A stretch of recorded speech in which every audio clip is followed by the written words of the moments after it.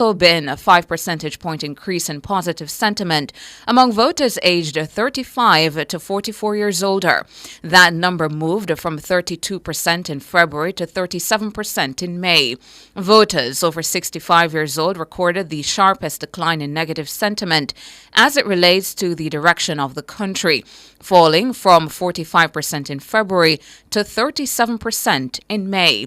That's an 8 percentage point decline.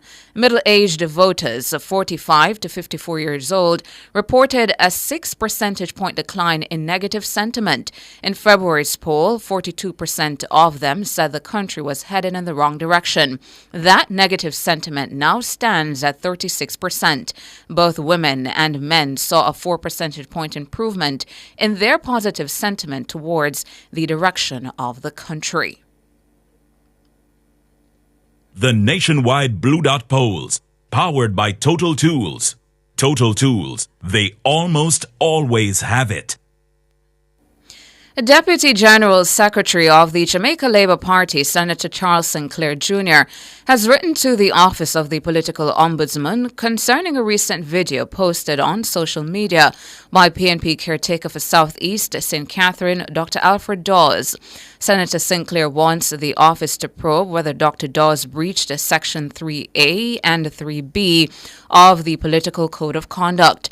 Those sections state inter alia that nothing should be done or encouraged which can reasonably be expected to lead to volatile confrontation between opposing factions, and every effort should be made to avoid contact which is likely to be provocative or which will increase tension between opposing political factions. Senator Sinclair also wants the Political Ombudsman's Office to investigate whether Dr. Dawes has breached Section 1A of the Political Code of Conduct, whereby no person should engage in, adopt, or otherwise encourage any form of violence or intimidation in their political activities. They are also concerned about whether the PNP caretaker has breached Section 1C, which says no threat of violence whatsoever, whether expressed or implied, should be made against any group of persons.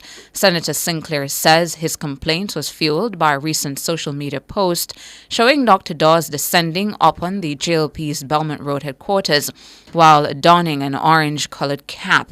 He says the blatant violence and gangsterism in the lyrics of the song used by Dr. Dawes in the video is sufficient for a formal probe to be launched. We have no reason to lie. That was the word from Prime Minister Dr. Andrew Holness to party supporters during a JLP workers' conference at Black River High School in Southwest St. Elizabeth on the weekend. If you respect your voters, if you respect your supporters, then how can you go on a platform and tell them lies, mislead them? It is because you disrespect them. It is because you don't respect their understanding. That's why you choose to mislead them. So whatever we are going to do on our campaign, we are going to be factual. We are going to be truthful with the people. We are going to be honest with the people. We have no reason to lie to the people. We have no reason to mislead the people because we have an enviable record of achievements. Our work will speak for us. Prime Minister Holness used the platform to again tout his administration's achievements over the past 2 terms in office. He charged Labourites to spread the word about their party's accomplishments. You, as the workers of the party, must carry that work out there. And I want you to be armed with the information, because that is how we are going to make, whenever we call it, sure to be elected. It is when you are armed with the information, when you go back into your communities, when you talk with your neighbor. A few days ago, I was in Santa Cruz and we went into the bus park, and a taxi man, them say, Prime Minister, and me alone in the park, and me take on the PNP and cuss them off when them come with them lie and them nonsense. That is how each of you have to be strong and take them on. Prime Minister Dr. Andrew Holness. Minister of Finance and the Public Service, Favour Williams, says the government will have to tailor its social programs to allow ordinary Jamaicans to feel the benefits of the country's reduction in its inflation rate. persons for whom agricultural items make up a bigger part of their basket, they are going to feel inflation differently. So when we are saying inflation is low, they're saying, but I'm not feeling it, I'm not experiencing it. Look, it's taking me more to buy the same thing that I used to buy. That will cause the dissonance in people because they're feeling something different. We have to look at the data when it comes and understand it, understand the impact on different segments of the population, and try to tailor our social programs to help to alleviate the issues that persons may be dealing with that looks different to them. Minister Williams also weighed in on the decline in the country's poverty rate. The Planning Institute of Jamaica, PIOJ, recently disclosed that Jamaica's poverty rate is at the lowest level since official records began. The PIOJ says the poverty in the country was cut by more than half in 2023 when compared to 2021. The Institute's Director General, Dr. Wayne Henry, stated that the rate of poverty in Jamaica for 2023 was 8.2%. It's the lowest recorded rate since the country started keeping records in 1989. Dr. Henry added that extreme poverty, also known as food poverty, is also on the decline. According to Minister Williams, the reduction is partly attributed to an increase in the minimum wage. There are two things we can point to. The fact that there are more people who joined the labor force, there are more people working. The fact that the minimum wage was increased as well, quite significantly during those years. Those are two, I believe, of the major contributing factors to the decline in poverty. Favourable Williams, Minister of Finance and the Public Service. The country's commercial banks are again facing a mounting pressure to cut interest rates. The Small Business Association of Jamaica, SBAJ, has been meeting with commercial banks in a bid to get them to cut the high cost of borrowing. Garnet Reid is president of the SBAJ. We need the bank to reduce interest rates. I've talked to NCB. They promised that they are looking into it. I talked to BNS. They promised. I talked to JMMB, and they also said they're all looking into it to reduce interest rates. But there is a saying, you see, that the reason why they're not reducing interest rate because of operation costs. I think that statement is unfortunate. Why it is unfortunate? Because NCB make $21 billion, BNS $11 billion. I commend the Bank of Jamaica, who again begging them to reduce the interest rate. The Minister of Finance begged them. The Minister of Investment, Industry and Commerce, Albin Hill, begged them to reduce it. Last week, the Bank of Jamaica, BOJ, reduced its policy rate by 25 basis points to 5.75%. It was the fifth reduction in 9 months. The rate reduction prompted BOJ Governor Richard Biles to plead with banks to cut their rates. Reid says the banks can do better. When you lower your interest rate, what you will do, you will have more people borrowing loan. The bank will make more money. They can pay their credit card, pay their mortgage, and so on and so forth. Interest rate now is about 18 to 19%. It is too large amount for the small business sector. Garnet Reid, a president of the SBAJ. Director of Public Prosecutions, Paula Lowland, says more work needs to be done on the finalizing of jury lists before a trial begins in court.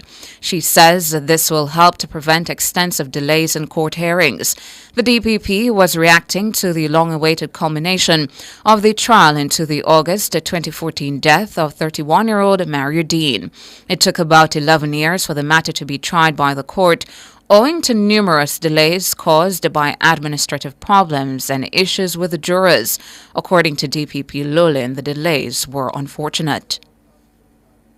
You had the jury issue. I suspect that the jury list had not been properly settled. So we have been having a perpetual problem. Now that is systemic, and I think it is within the domain of the Supreme Court to fix that by making sure that the jury lists are properly settled by the JPs, the custodies, and the parish court senior judges. So that was unfortunate. Dean was beaten to death while in custody at the Barnett Street Police Station in St. James. The trial of the 3 JCF members charged in connection with Dean's death began in March this year, nearly 11 years later. Last Thursday, the 3 police personnel were found guilty. They are Corporal Elaine Stewart and District Constables Marlon Grant and Juliana Cleven. Stewart was found guilty of an additional charge of perverting the course of justice. They are to be sentenced on July 3. DPP Llewellyn explained several other factors which she says caused the trial to be protracted. There was an investigation. There was a preliminary inquiry. It had to go through the parish court. Then there was a committal to the circuit court. And then you have a situation where the system, certainly the circuit court level, we have tripled the volume of cases going through the circuit courts. We then had a situation where one of the key lawyers in the matter for one of the accused, he died. So the accused cannot be tried without his attorney. So we had to go back to the drawing board to make sure that he was able to retain another attorney. We had COVID intervening as well, and that took out another 2.5 years. Nothing was being tried with any jury. DPP Paul Llewellyn. And that's it for the local segment of the news. Up next, regional and international.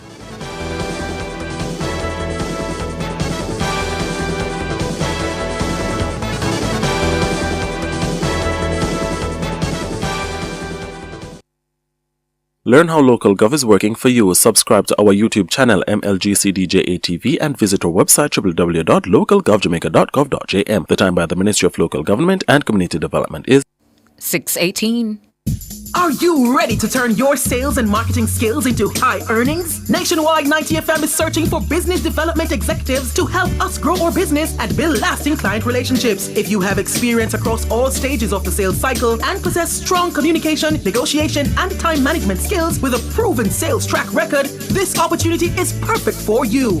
Join our team and work with the top corporate brands, media agencies, and of course, our on-air personalities. Enjoy networking opportunities, professional growth, and competitive commissions. Ready to take the next step? Send your resume to hr@nationwidenewsnetwork.com today.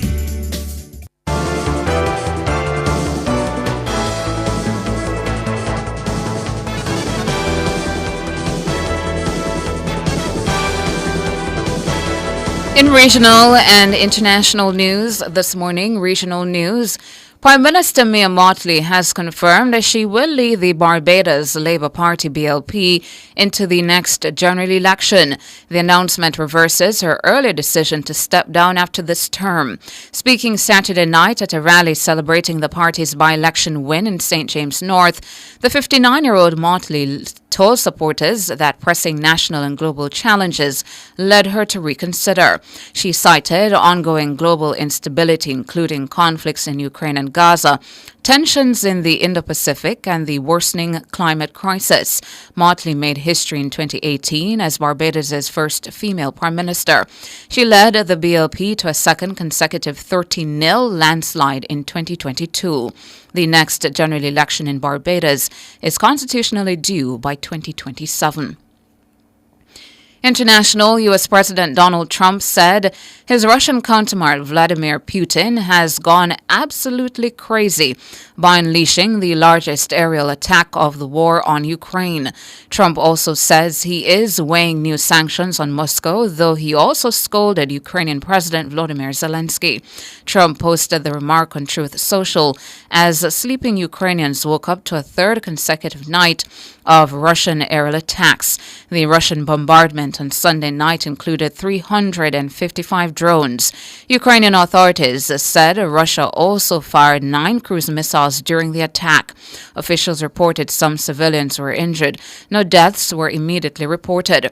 Russia, meanwhile, says it intercepted 96 Ukrainian drones across 12 regions overnight, including 6 over Moscow. And that's it for regional and international. Up next, sports.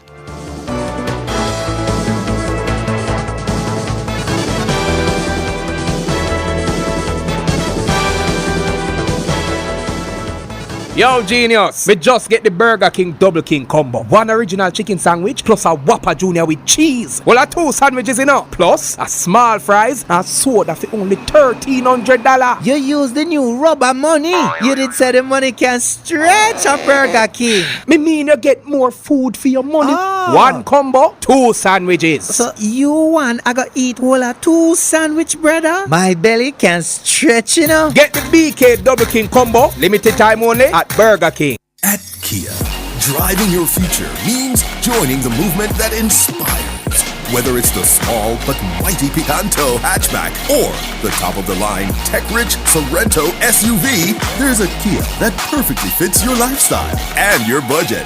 ATL Automotive has gotten Jamaicans behind the wheels of thousands of Kias for the past 7 years. And we're ready to get you behind the wheel of a Kia too. Simply visit the nearest Kia showroom for a test drive now.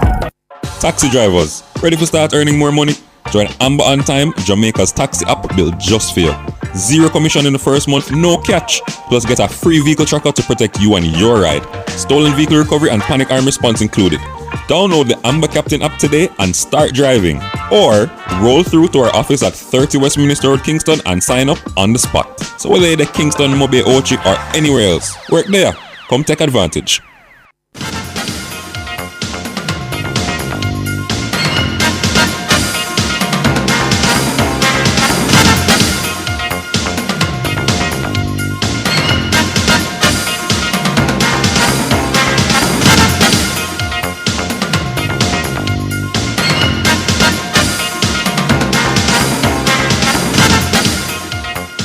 Time now for your morning sports. Sharika Jackson clocked 11.04 to win her season opener in the 100 meters at the Rabat Diamond League in Morocco on Sunday.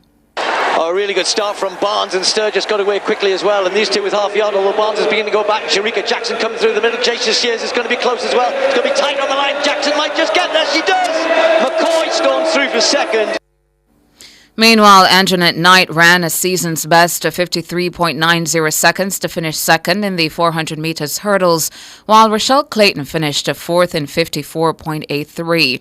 Rajendra Campbell was second in the shot put with a throw of 21.95 meters, and Romain Beckford was fifth in the high jump with 2.21 meters, and Raymond Richards placed ninth. The Reggae Boys are in the United Kingdom for the Unity Cup football competition. The Unity Cup is a landmark celebration of Caribbean talent and Commonwealth unity, bringing together national teams for matches in London. Trinidad and Tobago, Ghana and Nigeria are the other teams in the competition. The Reggae Boys will face TNT on the 27th, while Ghana play Nigeria. The winners will meet in the final on the 31st. British High Commissioner to Jamaica, Judith Slater, says the Unity Cup provides a unique opportunity to celebrate the strength of UK-Jamaica sporting connections and the shared values of excellence and resilience. This is a fantastic initiative to celebrate UK-Jamaica friendship, partnership, sporting rivalries, and we really hope that this is a fantastic tournament, and I'm wanting to wish the Reggae Boys every success, and I really hope they come back with that cup. Of course, there's an extra connection at the moment because our very own Steve McLaren from Yorkshire is managing the Reggae Boys and has been doing extremely well so far in his tenure. So there's a little extra reason why everyone in England wishes the Reggae Boys super success in the cup. General Secretary of the JFF, Dennis Chung, welcomed the endorsement of High Commissioner Slater. I'm ecstatic about Jamaica's participation in the Unity Cup. It not only allows us to assess more of our local players, but I think it's a great way to participate globally in football and also to prepare us for the upcoming World Cup qualifiers. The endorsement by the UK High Commissioner is actually exceptional and something that we're very pleased about. Hopefully next time the UK will be playing in the Unity Cup and we will be participating, but we're very happy about both participating and also the endorsement from the UK High Commission. Dennis Chung. Finally, in your morning sports, the ambassador of Japan to Jamaica, His Excellency Yasuhiro Atsumi, says his country is thrilled to be hosting the World Athletics Championships for the third time in 2025. Japan previously hosted the championships in Tokyo in 1991 and Osaka in 2007, with this year's staging set for Tokyo from September 13 to 21. Speaking at the launch of the Scotiabank Ticket to Tokyo campaign, Ambassador Atsumi says he believes that the championships will further unite both countries. Tokyo cannot want to welcome Team Jamaica, a great nation of athletes, and the rest of the world for the 9-day prestigious event. The World Athletics Championships 2025 aims to be a global celebration of sports and the human spirit, and I'm anticipating the participation and the stellar performance of Jamaica's top athletes, including Olympic Games and World Championship medalist Shericka Jackson and Shirian Fraser-Price, as well as 2024 Olympic Games men's 100-meter silver medalist Keishan Thompson. His Excellency Yasuhiro Atsumi, Ambassador of Japan to Jamaica.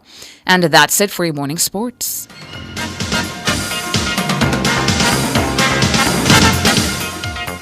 Spring into style with Unique Living. Upgrade your home with our extensive range of products. Get sleek shower panels, stylish vanities, LED and non-LED mirrors, plus kitchen sinks, closet solutions, ceiling fans, and more. Available in various finishes and sizes. Visit shop number 630 Dunrobin Avenue, Kingston 10. Call 876-755-3661 or visit our website at www.uniquelivingja.com. Don't wait to spring into style with Unique Living.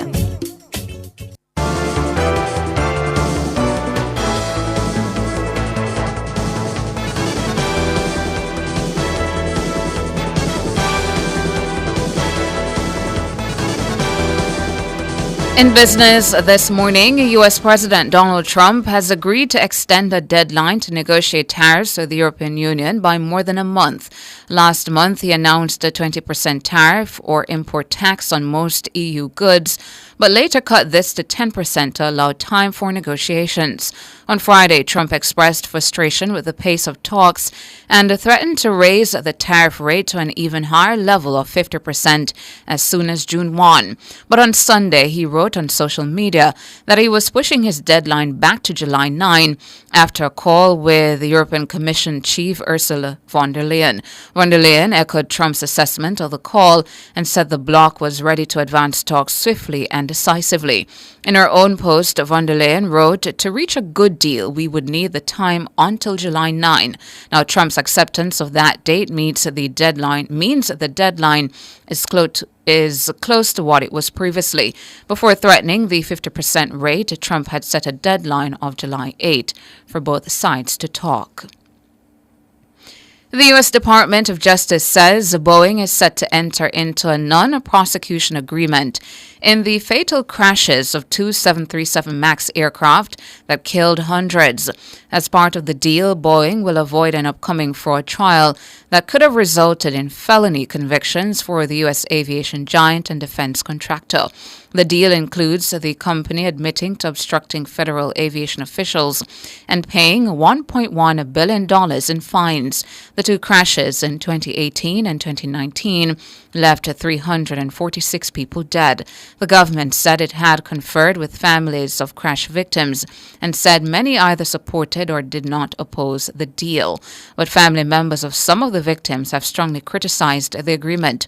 Javier Lewis, whose sister was killed in the 2019 crash in Ethiopia, expressed his outrage over the decision in a statement released by the lawyers for plaintiffs suing Boeing.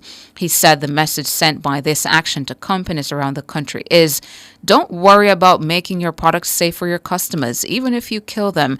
Just pay a small fine and move on. Paul Cass, a lawyer representing the relatives of the victims, said the families hope to convince the court to reject the deal. And in foreign exchange trading this morning, the Jamaican dollar will open trading, selling for an average $159.47 against the benchmark US dollar. The Jamaican dollar will open trading, selling for an average $115.28 against the Canadian. And finally, the Jamaican will open trading, selling for an average $211.21 against the British pound. That's it for business this morning.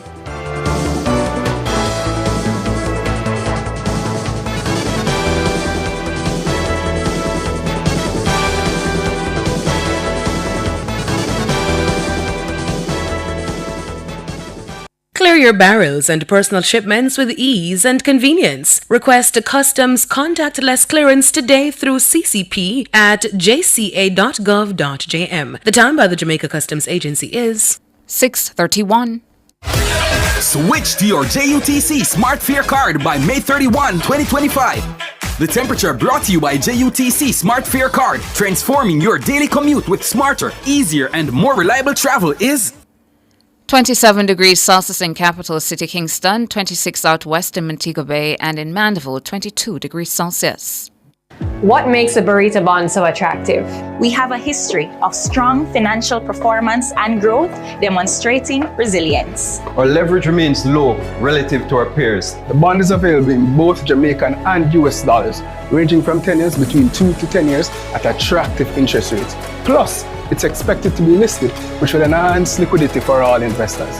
Burrito bonds are burrito strong. Download our prospectus, call a burrito advisor, and invest today. For all your electrical needs, visit ABC Electrical Sales. They stock a wide variety of electrical supplies including plugs, switches, panel boards, and conduits, plus energy-saving fixtures. ABC Electrical Sales stocks brands like GE, Siemens, Philips, Cutler Hammer, and Allen Bradley. They also offer free island-wide delivery just to suit your needs. Visit them at Shop 8, Hagley Park Plaza, Kingston 10, or call 876-754-3714-5 or 876-754-3825-8. ABC Electrical Sales, for a better choice in the electrical business. This is an important announcement from the National Water Commission. Water supplied to customers in sections of St. Elizabeth and Manchester will be impacted by necessary well rehabilitation works at the Pepper No. 3 well in St. Elizabeth from Monday, May 26 to Friday, June 13, 2025. As a result of this work, operations at Pepper No. 3 will be suspended while operations at the Gutters pumping station will be reduced to 55% of capacity. During this time, customers may have no water or may experience low water pressure. The affected areas include Martin Hill, Prospect, Downs, Mandeville Town, Spurtree Heights, Knockpatrick, Newport, Lincoln, Gutters, Spurtree, sections of New Forest, Nain, Sea Air, Greenvale, Hatfield, Dunrobin, Balvenie, Kingsland, DeCartwright Road, Cotton Tree, Georges Valley, Hillside, Richmond, Old England, Greyground, Newport, Ward Avenue, Heartease, Woodlawn Housing Scheme, Caledonia Road, Caledonia Meadows, Albion, Mayday, Brumalia, Marshall's Pen, Waltham, Perth, Cedar Gardens, Miketown, Huntley, and surrounding areas. Impacted customers may request trucked water by calling the NWC's toll-free line at 888-225-5692. The NWC regrets any inconvenience this may cause and craves the patience and understanding of its valued customers during this period of necessary works. That was an important announcement from the National Water Commission.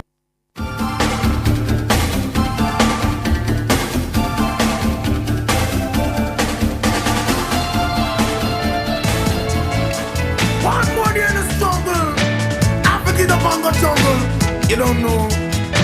Bound and little sugar no pan. We not sleep with trouble no man. Oh, said I had a close one yesterday. Jah put an angel over me. Be strong.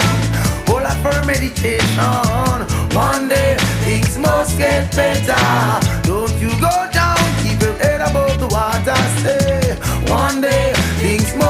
better. Be strong. And I say, well, I firm meditation. One day things must get better. Don't you go down, keep your head above the water.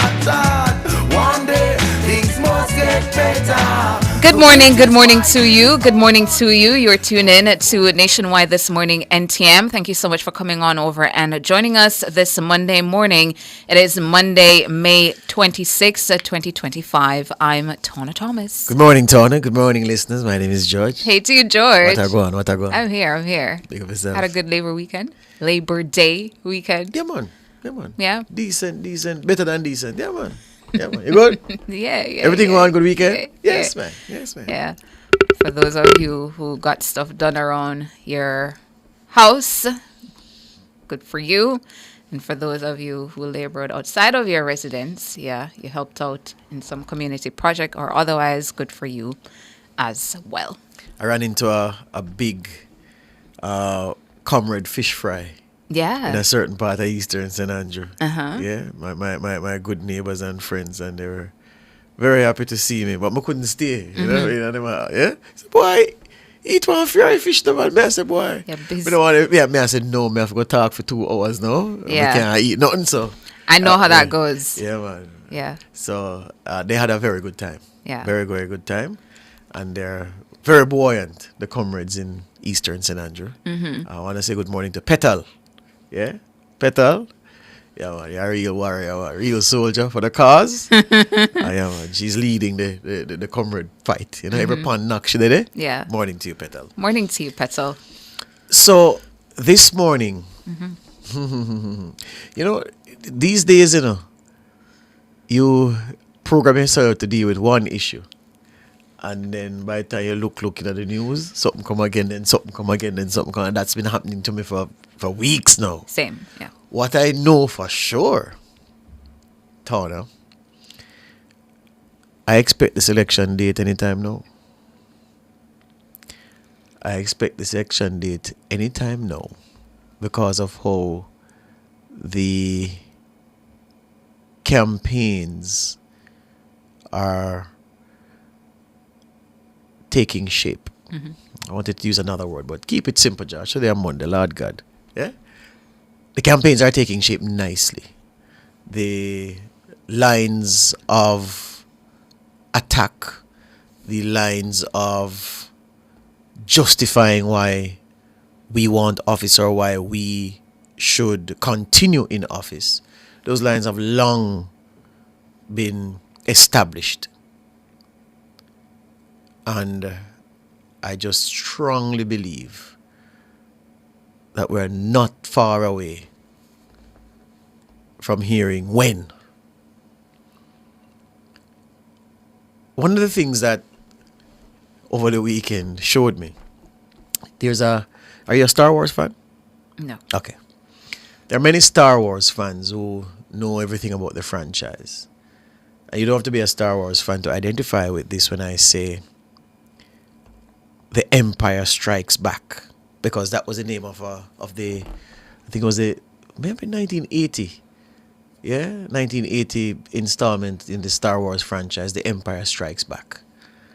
And I saw the Empire striking back on the weekend. Let me go to the past to come to the future of where the Empire Strikes Back makes sense, Donna.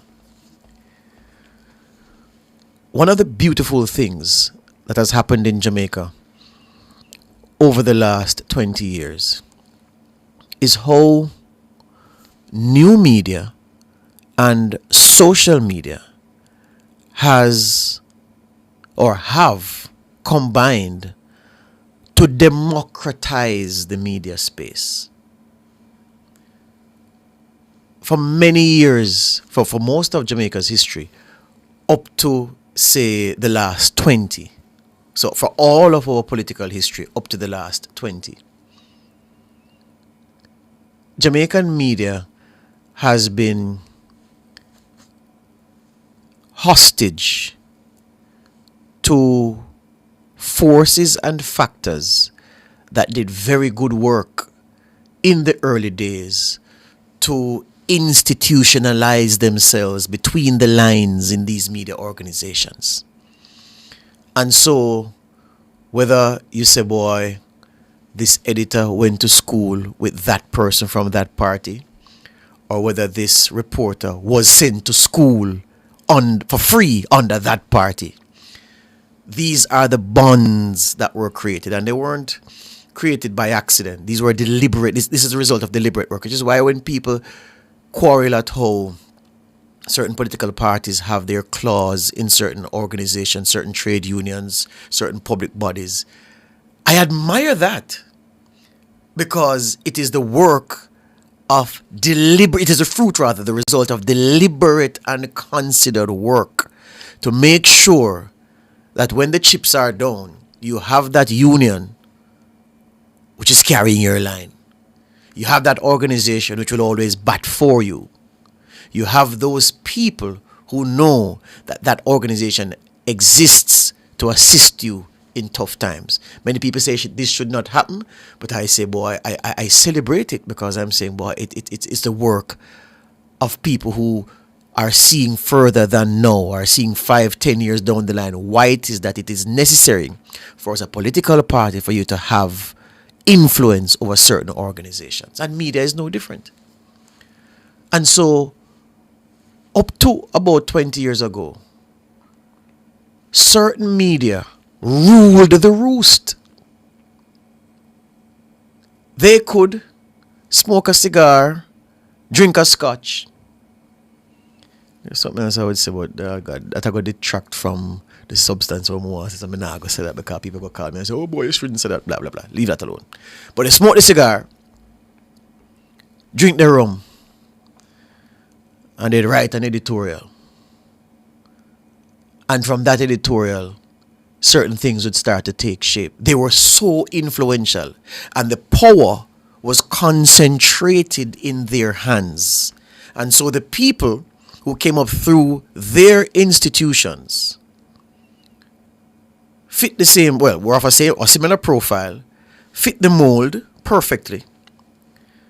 And so there was a perpetual carrying of line and a perpetual sharing of vision about what this institution means to a particular party. And so the power in media was concentrated. But then came new media. And the power that certain media houses had in terms of distribution, in terms of reach, in terms of sheer audience size, that started to fragment.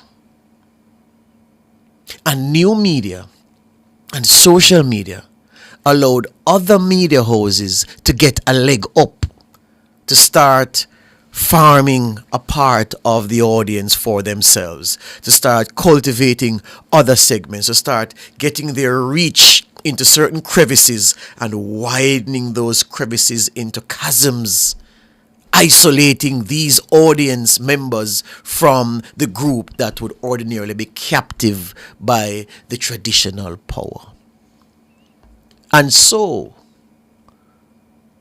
new media and social media have served to create new media. I hate this word, but influencers is the right word.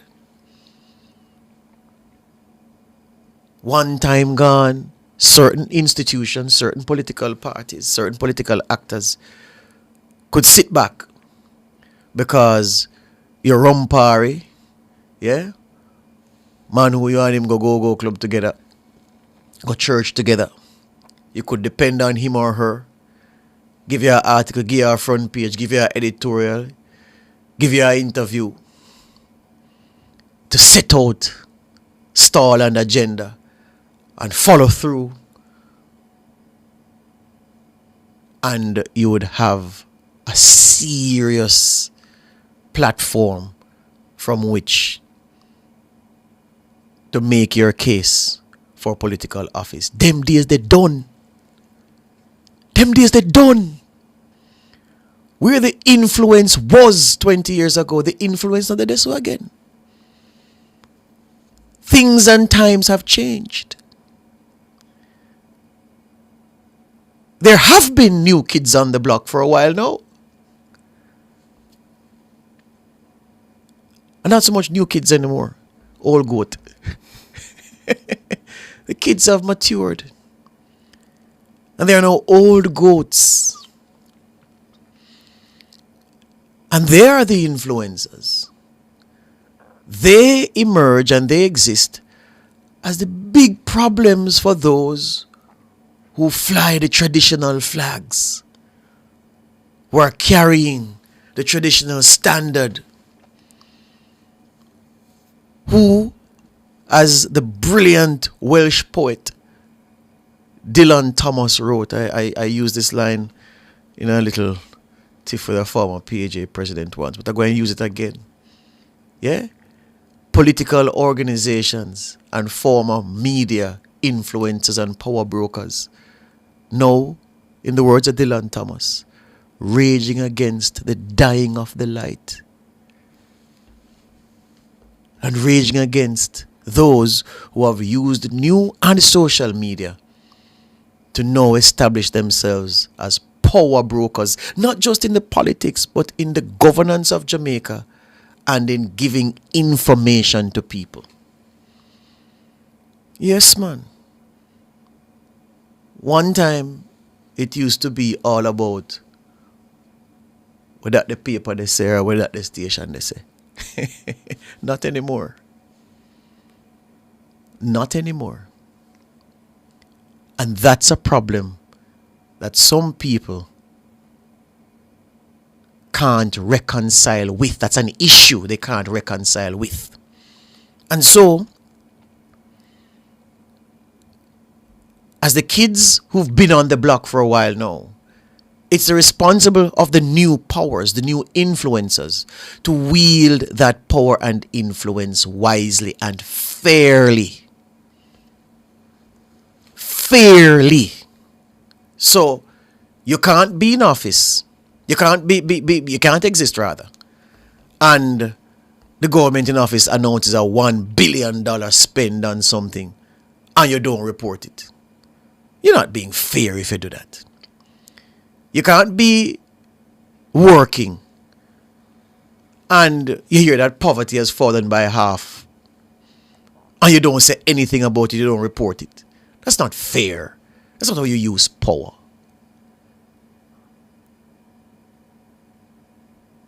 We are not like them. And they, come not on, man, are not like us. I'm giving you your mic drop moment. They are not like us. Believe me, check the stats, check the record. We deal with fairness. Fairness. And they, because of their established position, and when one time them used to run the thing, them used to run the place one time, they would want to deal with fairness. Fairness. But things and times change. New influencers have been working for some time. And we're taking Jamaica along with us.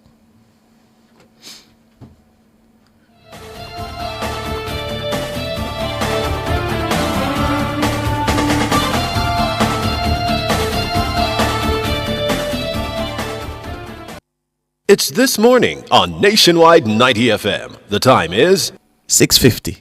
JPS and Partners Cooperative Credit Union offers financial solutions for every stage in your life: savings, auto loans, mortgages, and more. The Temperature by JPS and Partners Cooperative Credit Union, your financial partner for life, is 27 degrees Celsius in Kingston, 26 degrees Celsius in Montego Bay, 22 degrees Celsius in Mandeville.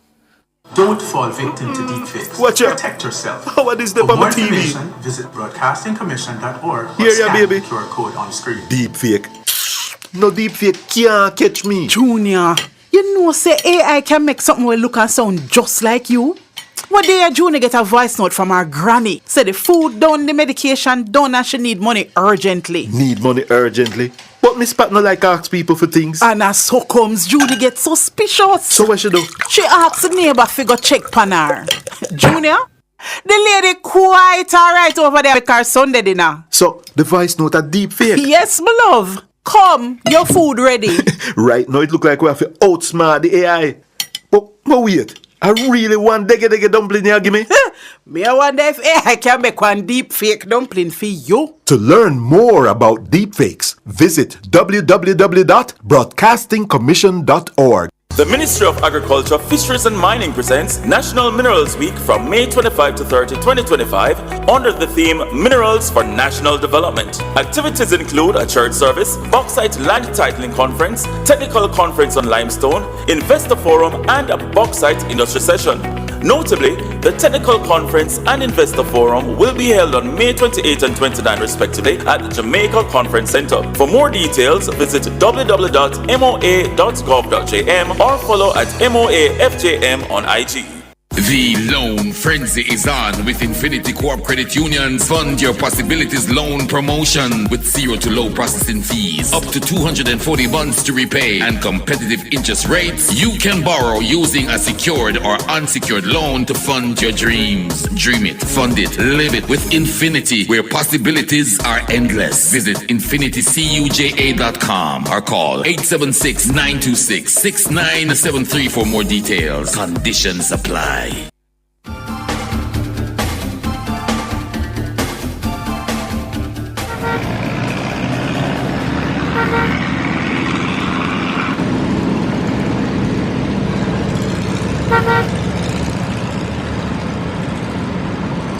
Somebody in the chat say, and then not even in the top 5. Top 5 of what? Walk with clipboard and ask people which station them listen to. You know, I hear that, you know? That's a one time. And that's the point I was making. Yes. That's the point I was making. That one day, old time survey. Yeah? Where you walk and ask man who sell star and sell juice. And we load car. Yeah? Which station they listen to and they write it down and they say, oh, they all meet the survey. It says, rubbish. Anyway, Ludlow is online. Good morning, Ludlow. Morning. Oh, so this thing gets scientific now? Anyway, morning time. Morning time, George, listeners. Tana, morning time to you, everyone. Morning to you, Ludlow. All the commuters and traveling passengers. Yes, it's another bright and sunny Monday morning, and I tell you, it's a Monday, and remember now, some schools are in session now, so you're going to have the regular build-up of traffic already, started from early this morning, but just to highlight a few areas, whilst you can make it free-flowing through Kesha Park Road, Kesha Park Avenue, or once you enter onto Malines Road off Kesha Park Road and heading towards Walton Park Road, you won't have a problem there. Even going down to the lower section, it's when you leave Malines Road, heading Kesha Park and Malines Road, heading into Harbour Tree, you're going to notice that build-up. And that build-up has started from even in the vicinity of Washington Boulevard and Malines and coming around. So that area has been same thing along Reddy's Road. Traffic coming along Reddy's Road. If you go across the Manning's Road, it's the same thing. And Constantine Road flowing, but there are gaps. And then going further into Harbour Tree, you'll notice build up all the way into Harbour Tree Square. Kingsway also building, as well as Waterloo Road heading on to Trafalgar. These are the busiest areas. Don't forget, 3 miles also busy coming up towards Hagley Park Road. Our first report for the morning, as I said, right and sunny conditions. Let's see what happens 7-8. It's back to you, George, in the studio. By the way, I see the rails were replaced in the vicinity of Harbour Tree Square. You know, those rails that separate the corridor where the buses park on that the southbound side of Harbour Tree Square, and they did some replacements for the Labor Day. That was a project, so well done, authorities. George, it's back to you in the studio. Thank you, Ludlow. Ludlow there with Street Smarts One. Up next, word of the day.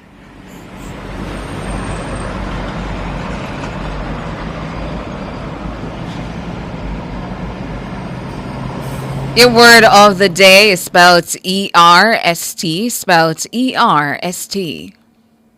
Erst. Erst. Erst. Erst is your word of the day. Erst meaning before the present time or formerly erst, and the dictionary.com is telling us that the word was recorded before 1000. Wow. Erst, your word of the day. E-R-S-T, meaning before the present time formally. Up next are features at the top of the hour of the news. Living Well is brought to you by the New Walters Pharmacy, Black River, St. Elizabeth. Everything exceptional.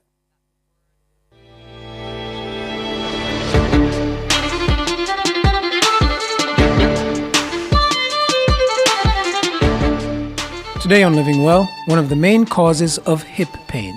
In today's busy life, many people experience pains that they would rather not have. One of those common pains tend to be in the hips. Hip pains tend to be more common in women, but can be more severe in men because of the nature of certain types of work. One of the main causes of hip pain is walking on cambered surfaces, such as sidewalks. Sidewalks are usually made with a fall, so that rainwater can run off into the drains. This fall or camber, no matter how slight, to a walking person can be quite significant. Our hips are not meant to operate in a tilted manner for too long. In other words, feet flat and hips balanced. When a person walks or runs on the same road, their foot lands a little sideways, increasing chances of injury, which usually affects the hips. Women's hip angles make them more susceptible to injury, as their hips rolls in and their knees rolls in and their foot rolls in. More so than males because of their hip angles anatomically. The problem can be increased if that cambered sidewalk is on an incline or uphill, or a decline downhill. Heavy load bearing while walking on a sidewalk with a fall or camber will create even more pelvic and hip pressure and can cause the piriformis muscle in the buttocks not far from the top of the hip joint to become tight and compress the sciatic nerve. The end result is a form of sciatica. This pain can be very debilitating and will cause decreased range of motion and limit mobility. Oh, an additional issue that will complicate things, especially for women, are the bags that they carry. A heavy handbag or other bags always carried on the same side will complicate the problem. Here are some simple steps that you can take. Walk on the opposite sides of the road so that the same leg is not on the same side that has the fall all the time. Alternate the sides that you carry your bags or bag on, and carry your bag on the opposite side of the fall to create stability and balance. Additionally, keep your hips strong by engaging in physical exercise and stretching to lengthen muscles. Do not walk on cambered surfaces with hard shoes, and definitely not in high heels on a regular basis. That's Living Well for today. Tune in next time for The Terminator Seed.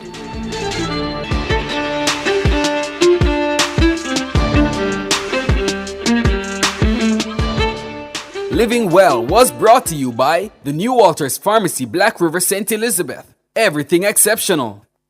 Fearless and fair. Nationwide 90 FM.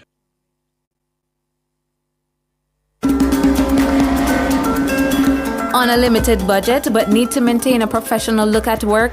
I've got tips for you gentlemen. How to build a professional wardrobe on a budget. Hi, I'm Tana, and these are your lifestyle pages. Include more dark-colored suits and simple, well-made shirts. Also include jackets that can work with suits or separate for mixing and matching. Choose colors, patterns, and fabrics wisely. Stick to conservative shades such as navy blue, gray, and black. Ensure proper fit. Your clothing should not be too tight or too loose. The hem of your trousers should cover your ankle, but should not sweep the floor. Ensure that your clothing is always properly pressed. Avoid the tattered look.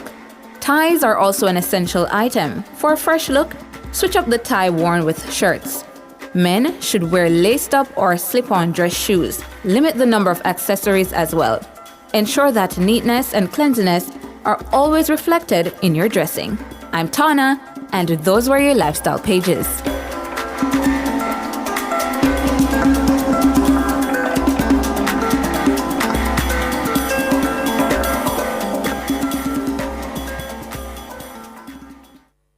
Nationwide 90 FM, continuing the tradition of fair, fearless, and factual reporting. Jamaica, let's make road safety a priority. Slow down, stay focused. Remember, every life matters. The time brought to you by the JIS is... News time, 7 o'clock. If you need to build it, plumb it, weld it, pave it, or power it, National Supply has it. Get the best brands for the job at Jamaica's Industrial Hardware Superstore, Kingston Normal Bay. The temperature by National Supply is 27 degrees Celsius in Kingston, 26 degrees Celsius in Montego Bay, 22 degrees Celsius in Mandeville. The most credible news in the morning. The news at 7 on Nationwide 90 FM.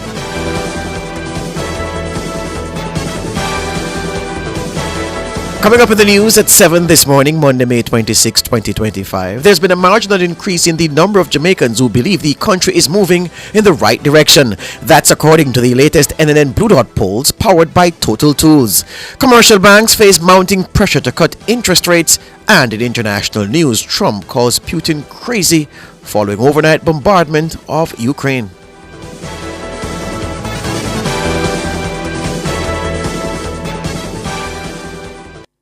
If it's news, it's got to be Nationwide 90 FM.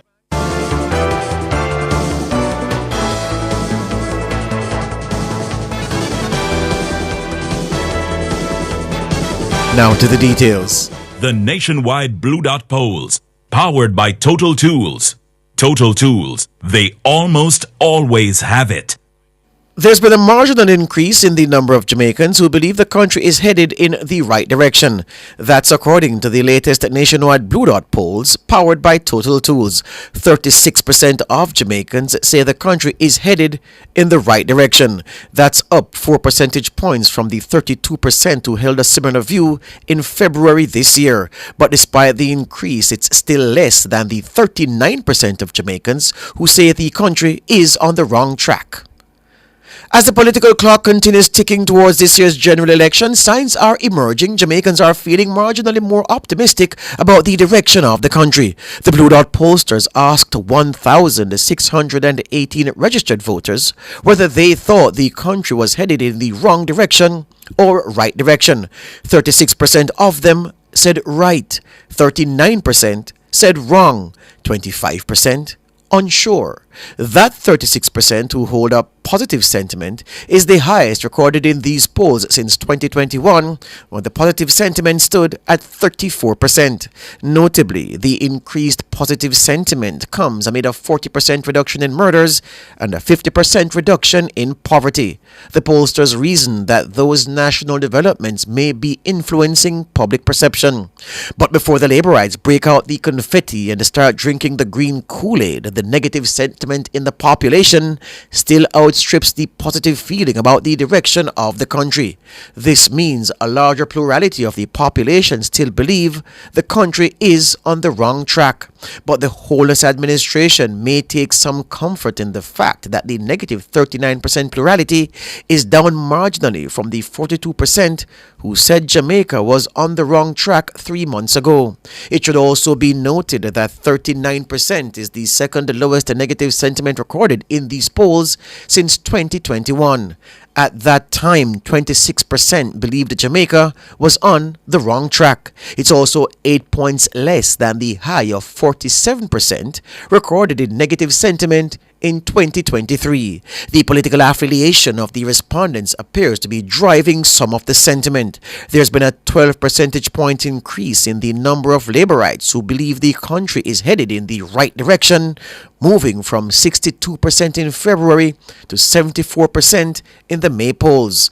Comrades are also expressing optimism, albeit marginally, moving from 9% in February to 12% in May. There's been no change in the positive perception of unaffiliated voters. Across all affiliations, the negative sentiment has fallen. The number of Labourites who say Jamaica is on the wrong track has declined from 18% in February to 10% in May. And while comrades continue to express extreme pessimism, that number has also fallen, moving from 73% earlier this year to 71% in this edition of the polls. Unaffiliated voters have seen a 4 percentage point fall in negative sentiment, declining from 44% 3 months ago to now stand at 40%.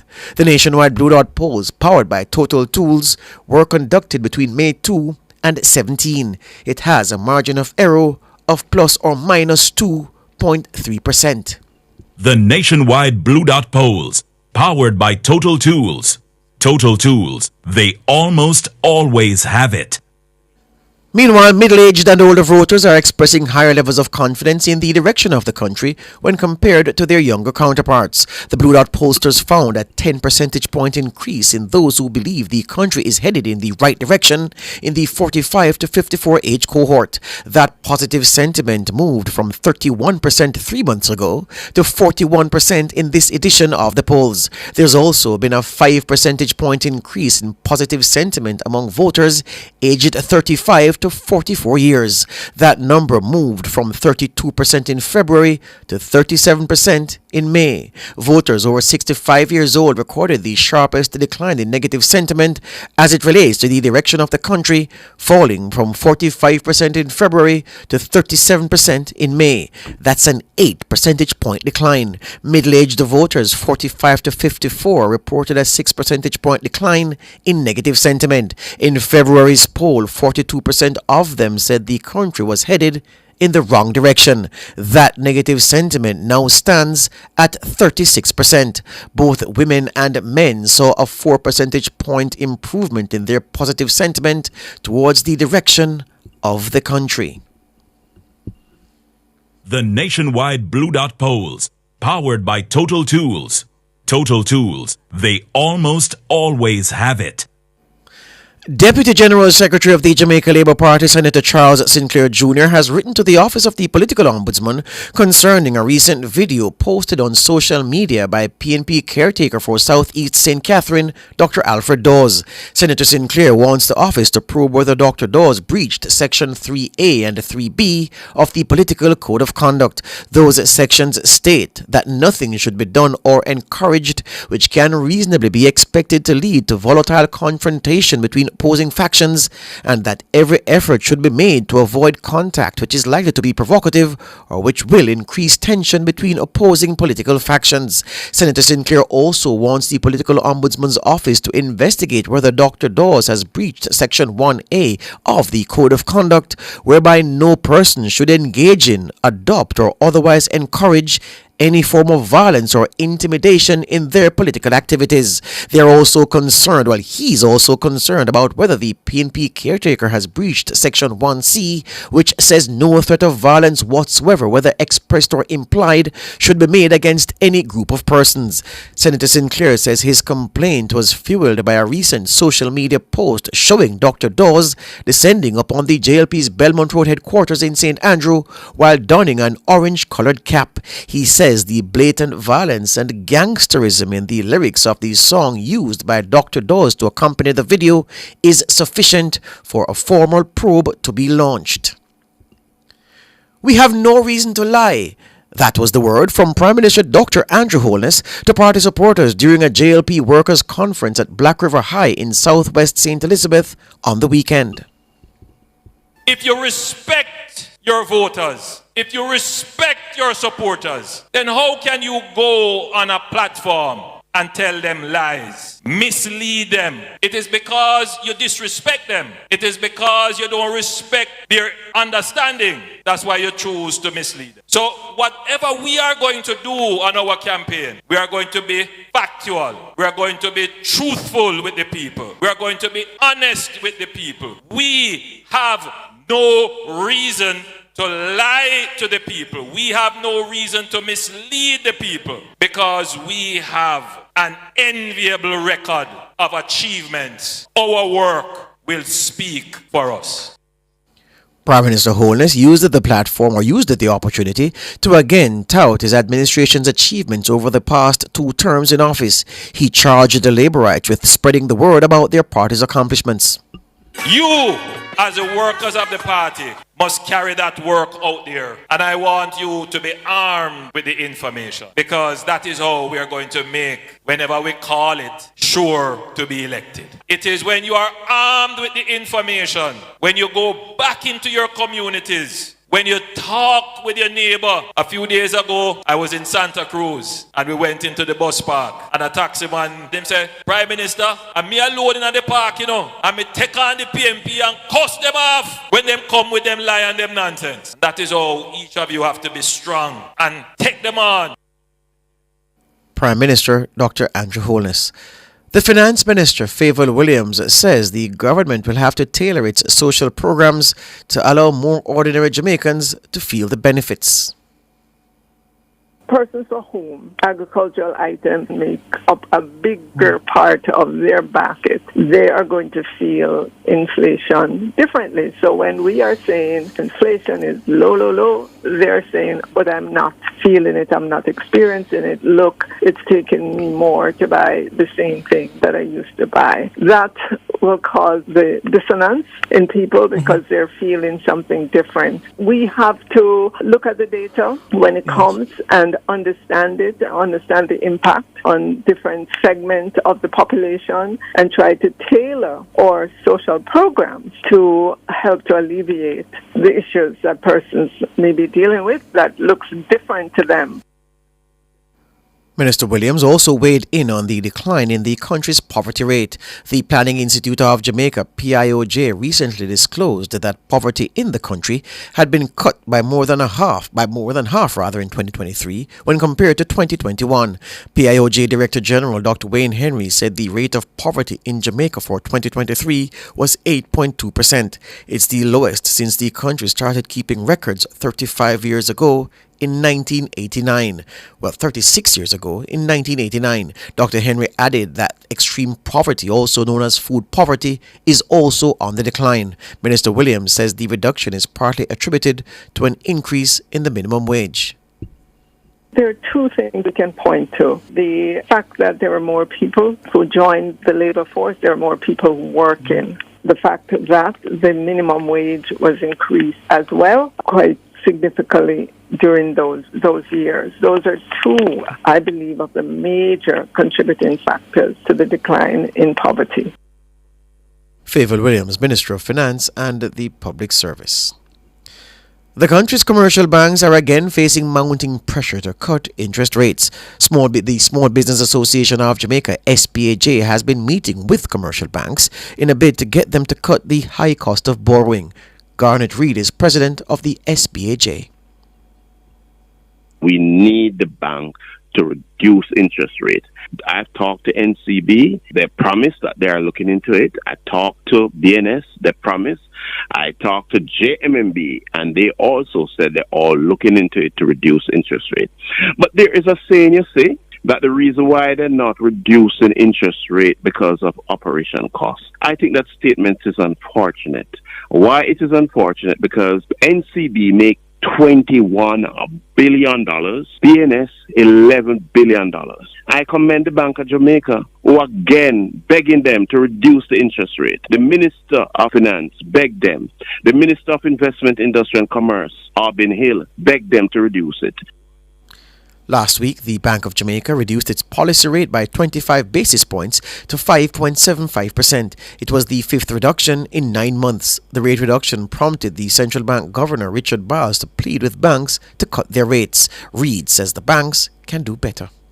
When you lower your interest rate, what you will do, you will have more people borrowing loan. The bank will make more money. They can pay their credit card, pay their mortgage, and so on and so forth. Interest rate now is about 18 to 19%. It is too large amount for the small business sector. Garnet Reid, president of the Small Business Association of Jamaica. Director of Public Prosecutions Paul de Llewellyn says more work needs to be done on finalizing of jury lists before a trial begins in court. She says this will help to prevent extensive delays in court hearings. The DPP was reacting to the long-awaited culmination of the trial into the August 2014 death of 31-year-old Mario Dean. It took about 11 years for the matter to be tried by the court, owing to numerous delays caused by administrative problems and issues with jurors. According to DPP Llewellyn, the delays were unfortunate. You had the jury issue. I suspect that the jury list had not been properly settled. So we have been having a perpetual problem. Now that is systemic, and I think it is within the domain of the Supreme Court to fix that by making sure that the jury lists are properly settled by the JPs, the custodians, and the parish court senior judges. So that was unfortunate. Dean was beaten to death while in custody at the Barnett Street lockup in St. James. The trial of the 3 JCF members charged in connection with Dean's death began in March this year, nearly 11 years later. Last Thursday, the 3 of them were found guilty. They are Corporal Elaine Stewart and the District Constables Marlon Grant and Juliana Cleven. Stewart was found guilty of an additional charge of perverting the course of justice. They are to be sentenced on July 3. DPP Llewellyn explained several other factors which she says caused the trial to be protracted. There was an investigation, there was a preliminary inquiry. It had to go through the parish court. Then there was a committal to the circuit court. And then you have a situation where the system, certainly the circuit court level, we have tripled the volume of cases going through the circuit courts. We then had a situation where one of the key lawyers in the matter for one of the accused, he died. So the accused cannot be tried without his attorney. So we had to go back to the drawing board to make sure that he was able to retain another attorney. We had COVID intervening as well, and that took out another 2.5 years. Nothing was being tried with any jury. DPP Paul Llewellyn. Overseas news now. Donald Trump says Vladimir Putin has gone absolutely crazy by unleashing the largest aerial attack in the war against Ukraine. Trump also says he's weighing new sanctions on Moscow, though he also scolded the Ukrainian President Volodymyr Zelensky. Trump posted the remark on his Truth Social page as sleeping Ukrainians woke to a third consecutive night of Russian aerial bombardment. The Russian attacks on Sunday included 355 drones. Ukrainian authorities say Russia also fired 9 cruise missiles during the attack. Officials reported some civilians were injured, but there were no reports of any deaths. Russia, meanwhile, says it intercepted 96 Ukrainian drones across 12 regions overnight, including 6 over Moscow. That's the news.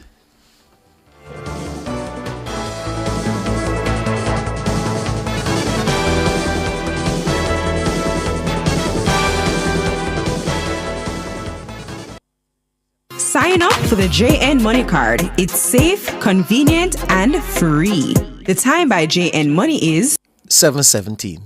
Rent or buy your hurricane supplies from Total Tools. Visit 102 Main Street, Oterius, 34 Slipe Road, Kingston 5, or Lot C6, Drax Hall, St. Anne's Bay. The temperature brought to you by Total Tools Jamaica is 29 degrees Celsius in Kingston, 28 degrees Celsius in Montego Bay, 24 degrees Celsius in Mandeville.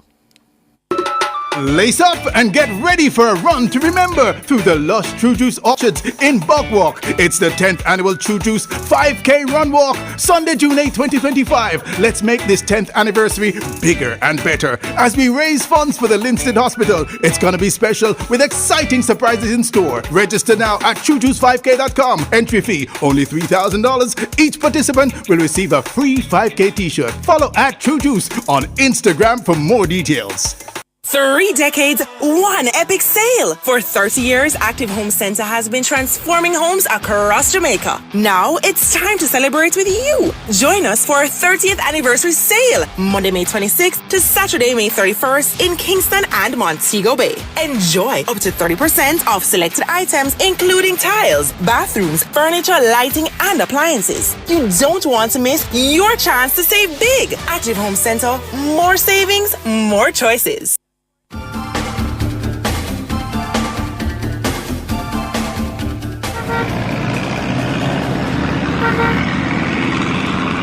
19 minutes past 7, time to go back to the streets to check in with Ludlow McLean, Street Smarts 2. Morning again, Ludlow. George, morning to our listeners who are out in public of visitors. Yes, welcome. Welcome. Those who are leaving, those who have just arrived, and those who are on the brink. Anyway, the situation out on the east here, those of you coming out of the Bull Bay, heading into Half Tree, 7 miles, 8 miles, 7 miles, that's 8 miles, Copacabana, 7 miles, all the way into Harborview. The going is good except that roundabout to make it towards Harborview, but they're going towards the Frontier Glasspool Highway, or making it onto the Norman Manley Highway, heading towards the airport or possibly Port Royal. But along Sir Flossie Glasspool, it's pretty good movement where they're heading westbound to Harborview or eastbound towards Harborview, or heading westbound towards Michael Manley Boulevard. Going up Winwood Road, however, it's much busier as you make your way towards Mountain View, going up, that's northbound along Mountain View Avenue.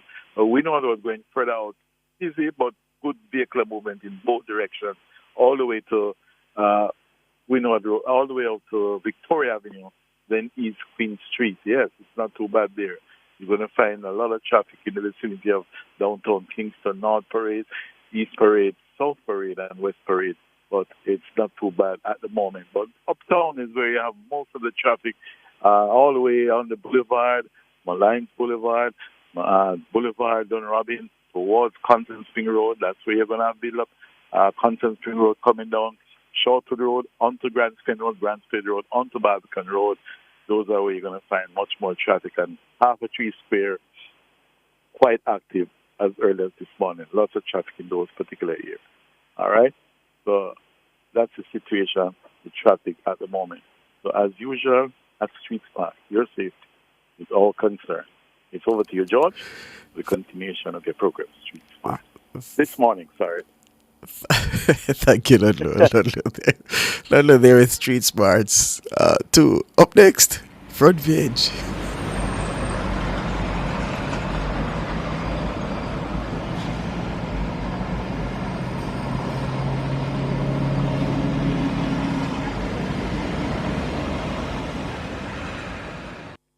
Front Page is brought to you today by ABC Electrical Sales, for a better choice in the electrical business. For all your electrical needs, visit ABC Electrical Sales. They stock a wide variety of electrical supplies including plugs, switches, panel boards and conduits, plus energy-saving fixtures. ABC Electrical Sales stocks brands like GE, Siemens, Philips, Cutler Hammer and Allen Bradley. They also offer free island-wide delivery just to suit your needs. Visit them at Shop 8, Hagley Park Plaza, Kingston 10, or call 876-754-3714-5 or 876-754-3825-8. ABC Electrical Sales, for a better choice in the electrical business.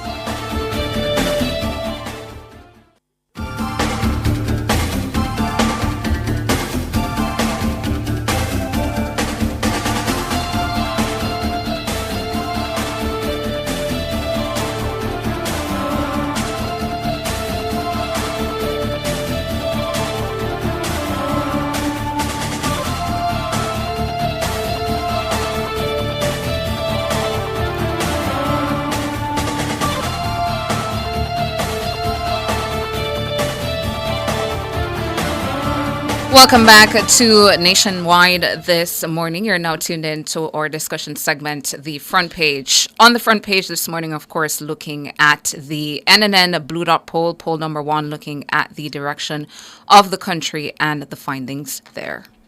The Nationwide Blue Dot polls, powered by Total Tools. Total Tools, they almost always have it.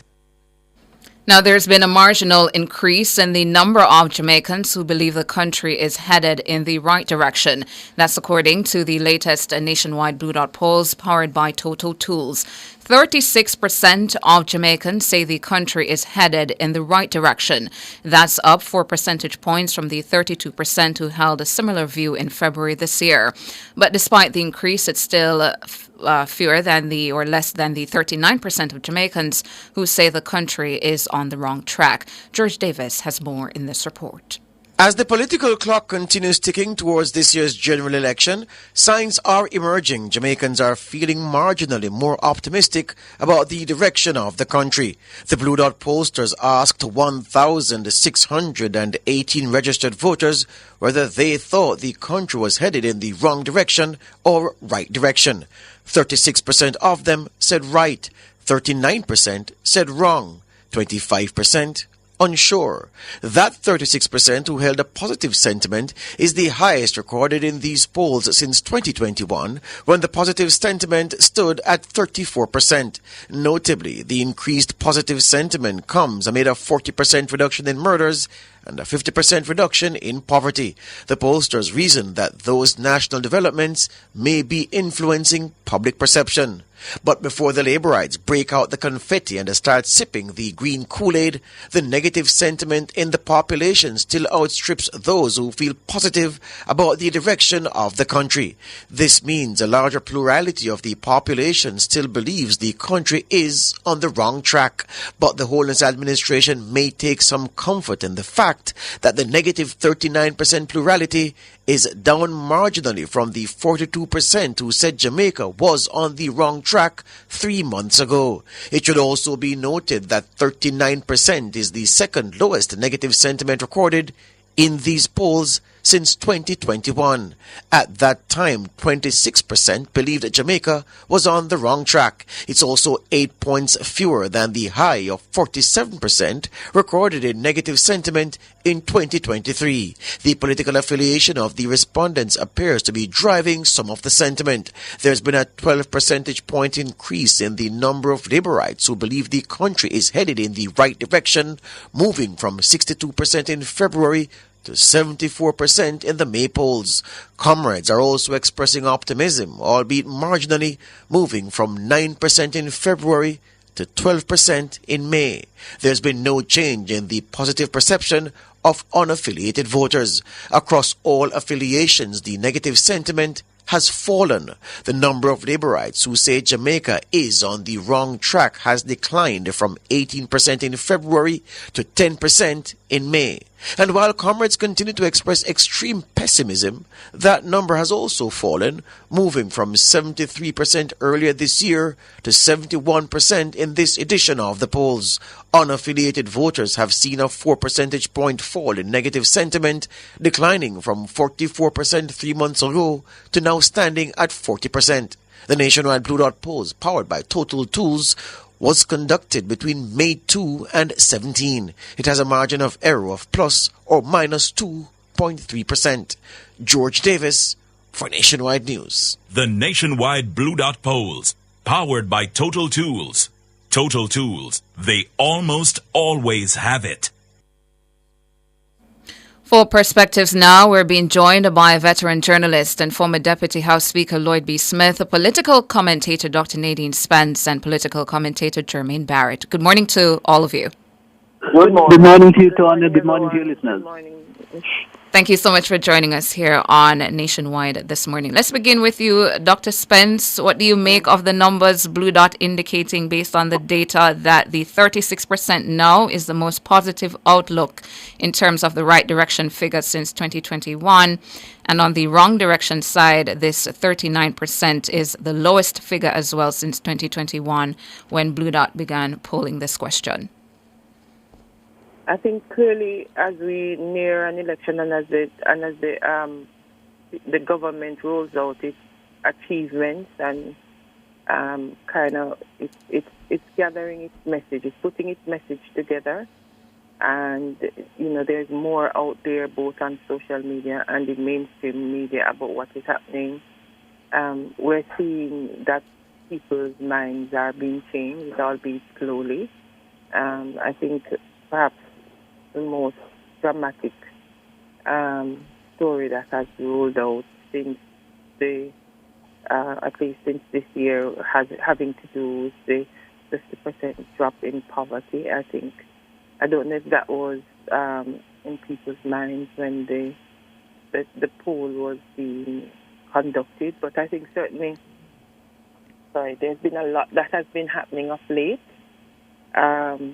That the government clearly is putting together its election message and is going out there and is engaging the public, meeting with its workers. And so I think we're seeing the impact of that. And on the other hand, the opposition's message is becoming a little bit more unsure and unclear. And its presence out there, especially how it is being interpreted in its messaging on social media, is not as clear. It is impacting voters and impacting how they are perceiving who should be the next government, I think. Jermaine, is this a view you share, that the messaging from the PNP might not be resonating, this misery messaging might not be resonating with the public based on what the poll findings have indicated? That is absolutely the view that I have, and I've been saying for some time now that communications about misery and just the pain that people across the island are feeling is not sustainable to take you over the edge for the elections. We're seeing the JLP now demonstrating and organizing and a resurgence in terms of the communication of its message to the people at large.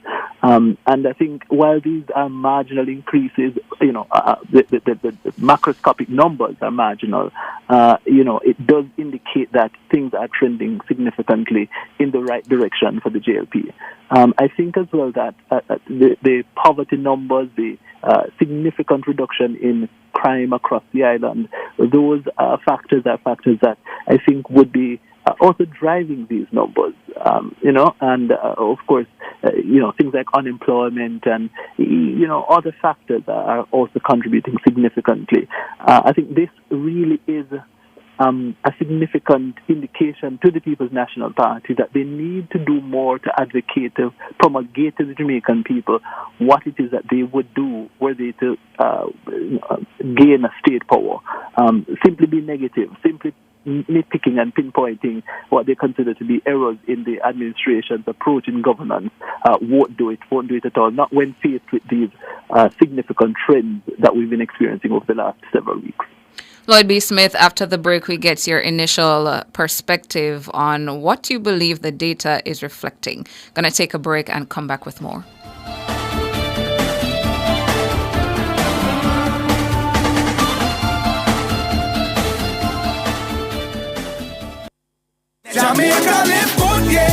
Give up every illegal gun. Call the police at 119 or Crime Stop at 311. The time by the Ministry of National Security is 7:31.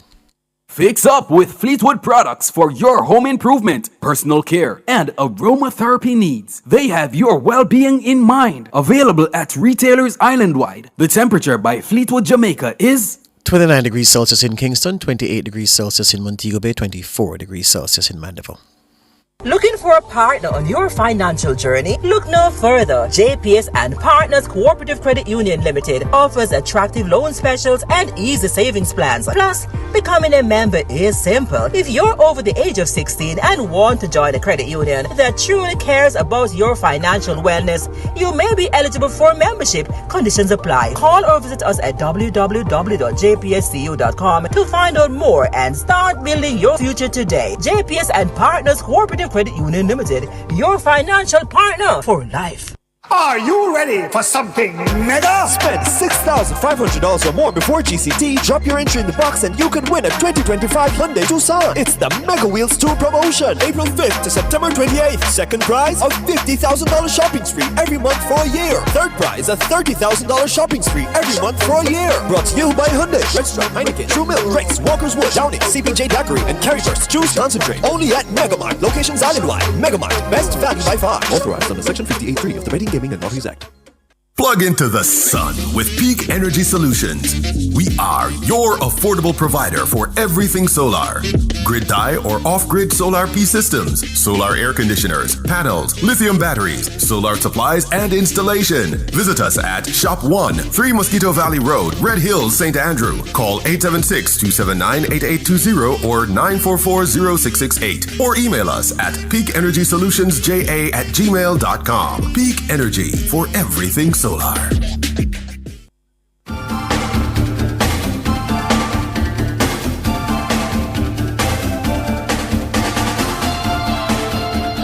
Welcome back to Nationwide this morning. You're still tuned in to the front page, focusing this morning on our first question from the Blue Dot polls, the NNN Blue Dot polls powered by Total Tools. This morning, the question, how Jamaicans feel about the direction of the country. Just in case you missed it, the important data, right direction, I'll bring them to you. 2021, it was at 34%. In 2022, it was at 21%. February 2023, 21%. September 2023, 28%. February 2024, 28%. September 2024, 27%. February 2025, 32%. And in the latest edition of the poll, that right direction figure is at 36%, the highest it has been since 2021. On the wrong direction side, in 2021, it was at 26%, 2022, 41%, February 2023, 47%, September 2023, 41%, February 2024, 44%, September 2024, 44%, February 2025, 42% in the latest edition. This nationwide Blue Dot polls, it is at 39%. So that's from May 2025 at 39%. And this is the lowest it has been as well since 2021 on the wrong direction side. What do you make of the data, Lloyd B. Smith? Well, clearly it shows that the proof of the pudding is in fact in the eating, and the many achievements of the Jamaica Labour Party that have been literally pushed down the throats of the electorate over these past months has really helped the party to get a reasonable portion of the electorate to go along with its overall positioning in terms of seeking a third term. But I think we all have to be very careful with this type of data, because the fact is that at the macro level, you will find this kind of positive vibes for the JLP, which is understandable. The murder rate is down, and a number of other positive factors, the infrastructural work, unemployment, poverty, and so on. Although in real terms, when you drill down to the micro level, there is still a great deal of discontentment and indeed problems facing persons getting on with their lives on a day-to-day basis socioeconomically. I think where the PMP has to be very concerned, though, is the fact that we see where the 45 and upwards, as well as the over 60 and upwards, are in fact thinking that the country is moving in the right direction. And this could spell a problem for the PMP, because it tends to attract those cohorts of votes in an election campaign. On the other hand, for the JLP, we see where the younger persons may be trending otherwise, which again could spell trouble for the JLP. The fact, though, is that it is more difficult to get the younger voters to the polls as against the older voters who tend to be more committed to going to the polls. So it's a mixed bag overall, but surely the JLP can take some amount of pride in what is evolving.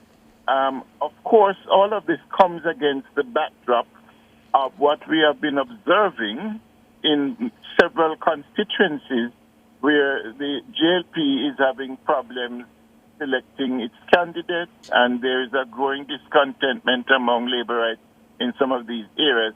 And when it comes down to what I call the retail politics, because what we are discussing here is wholesale politics.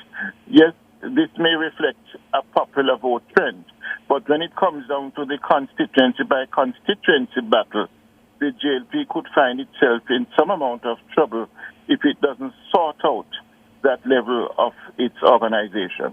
The devil is always in the details, and I don't know why they said the devil. It could have been a positive figure, but anyway, not my quote. And Lloyd B, your point about the demographics, we're going to answer that we're going to clarify that point hopefully later at 5:00 when the big poll for the day concerns the demographic share of the voter of the voters, and which party is prominent in which key demographic, or well, we measured all of the major demographics, the voting demographics, and we have those poll numbers coming. But more to the point of drilling down, Lloyd B, you said something, and immediately my eye went to this part.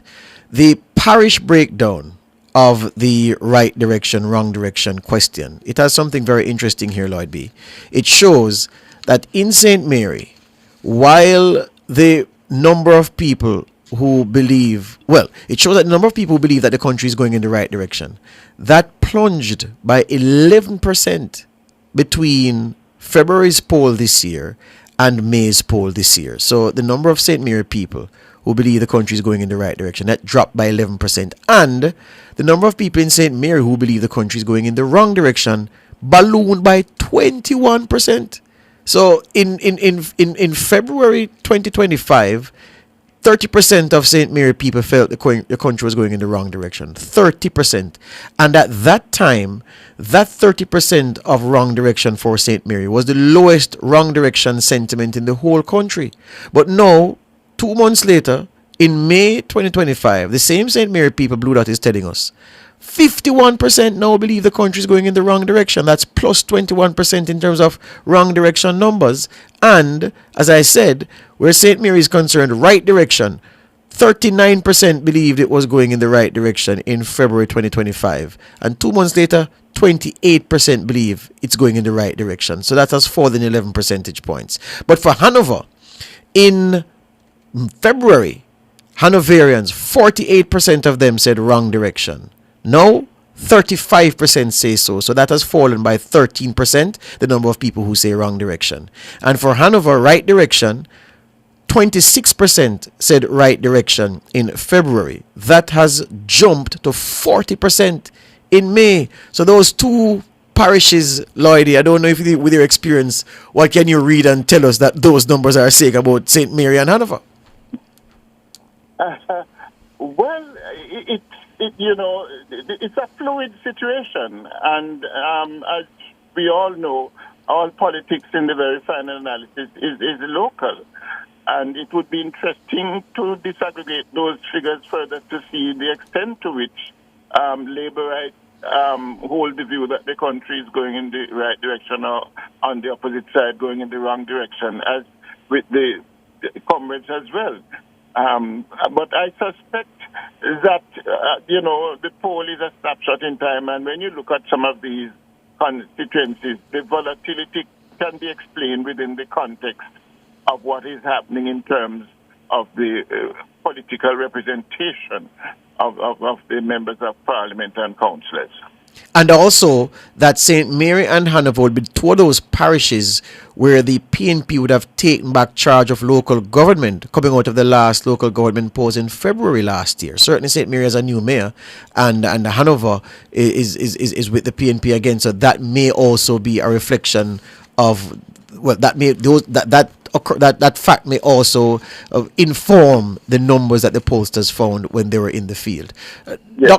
Dr. Spence, on the question of wrong direction, right direction, is that an answer that somebody gives based on what their party of choice has been telling them, or is their sentiment independent of that and more about what they feel at the time the question is asked?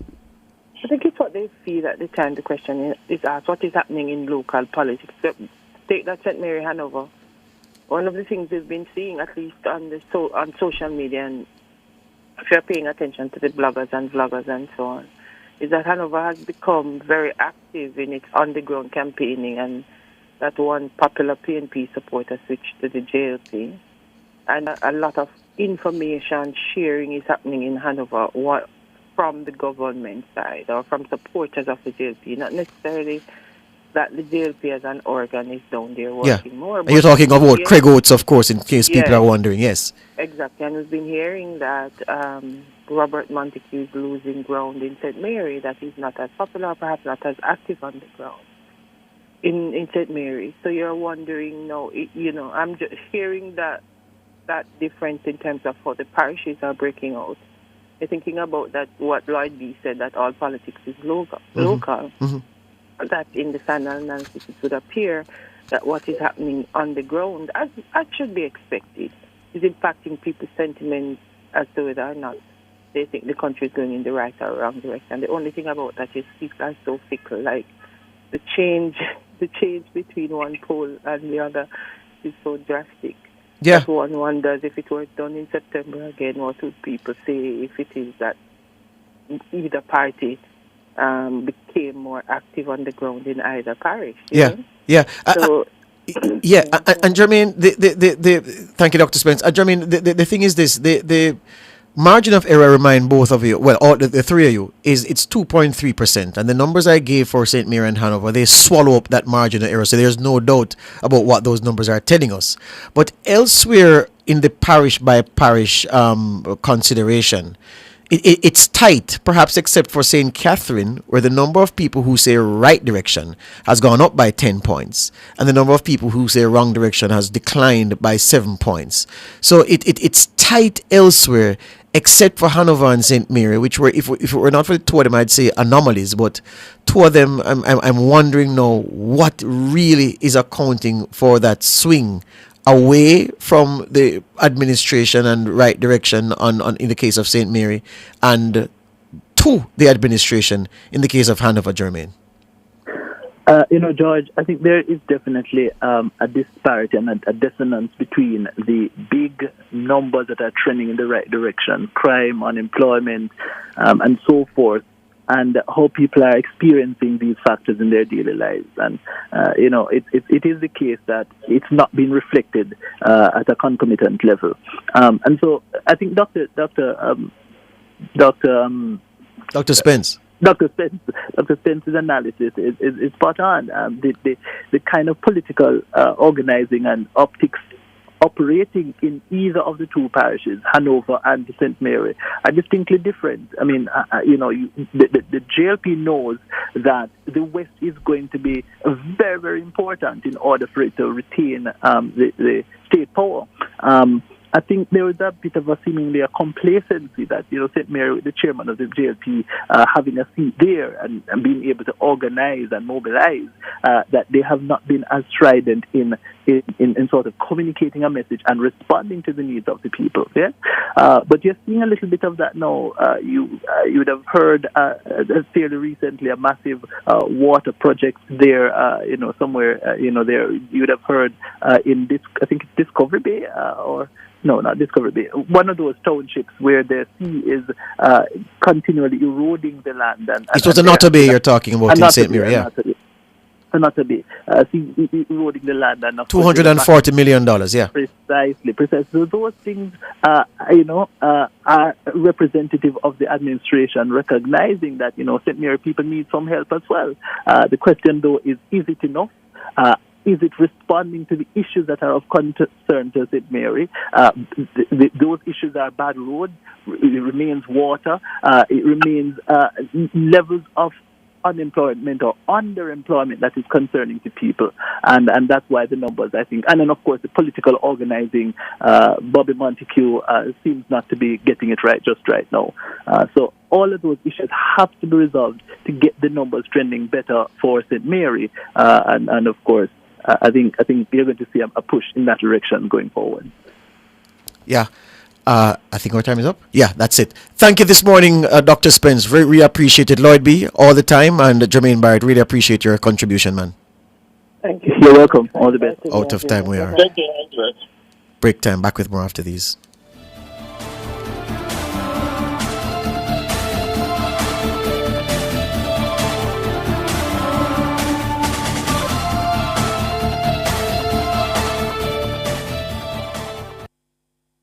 Chuck fried chicken always ready. Burn Chuck, original crispy. Burn Chuck, Cajun spicy. Burn Chuck, a barbecue. Burn Chuck, we are go a Burn Chuck. The time brought to you by Burchak Fried Chicken in Kingston, Montego Bay, and Ocho Rios is 7:48. At Hawkeye, our mission is to deliver cutting-edge security solutions to help you keep track of the things you value most. The temperature by Hawkeye is 29 degrees Celsius in Kingston, 28 degrees Celsius in Montego Bay, 24 degrees Celsius in Mandeville. Yo, genius! We just get the Burger King Double King combo. One original chicken sandwich plus a Whopper Junior with cheese. Well, a 2 sandwiches enough. Plus a small fries and soda for only $1,300. You use the new rubber money. You did say the money can stretch a Burger King. Me mean you get more food for your money. One combo, 2 sandwiches. So you want I gotta eat whole a 2 sandwich, brother? My belly can stretch, Get the BK Double King combo. Limited time only at Burger King. 3 decades, one epic sale. For 30 years, Active Home Center has been transforming homes across Jamaica. Now it's time to celebrate with you. Join us for our 30th anniversary sale, Monday, May 26th to Saturday, May 31st in Kingston and Montego Bay. Enjoy up to 30% off selected items, including tiles, bathrooms, furniture, lighting, and appliances. You don't want to miss your chance to save big. Active Home Center, more savings, more choices. Since 1995, we've been your go-to source for everything related to billiards, amusement machines, and electronics. With locations at 1A Lindsay Terrace, Kingston 10, and the Village Plaza, Big Bridge, Savannah Lamar, we offer top-quality pool table parts and accessories, cutting-edge gaming machines, and more. We also specialize in assembly, sales, and service of amusement machines. We provide unmatched customer service, expert solutions, and products tailored to your needs. Who are we? We are Eclipse Enterprise. Telephone 876-960-3891. For all your electrical needs, visit ABC Electrical Sales. They stock a wide variety of electrical supplies including plugs, switches, panel boards, and conduits, plus energy-saving fixtures. ABC Electrical Sales stocks brands like GE, Siemens, Philips, Cutler Hammer, and Allen Bradley.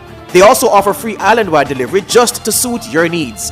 Visit them at Shop 8, Hagley Park Plaza, Kingston 10, or call 876-754-3714-5 or 876-754-3825-8. ABC Electrical Sales, for a better choice in the electrical business.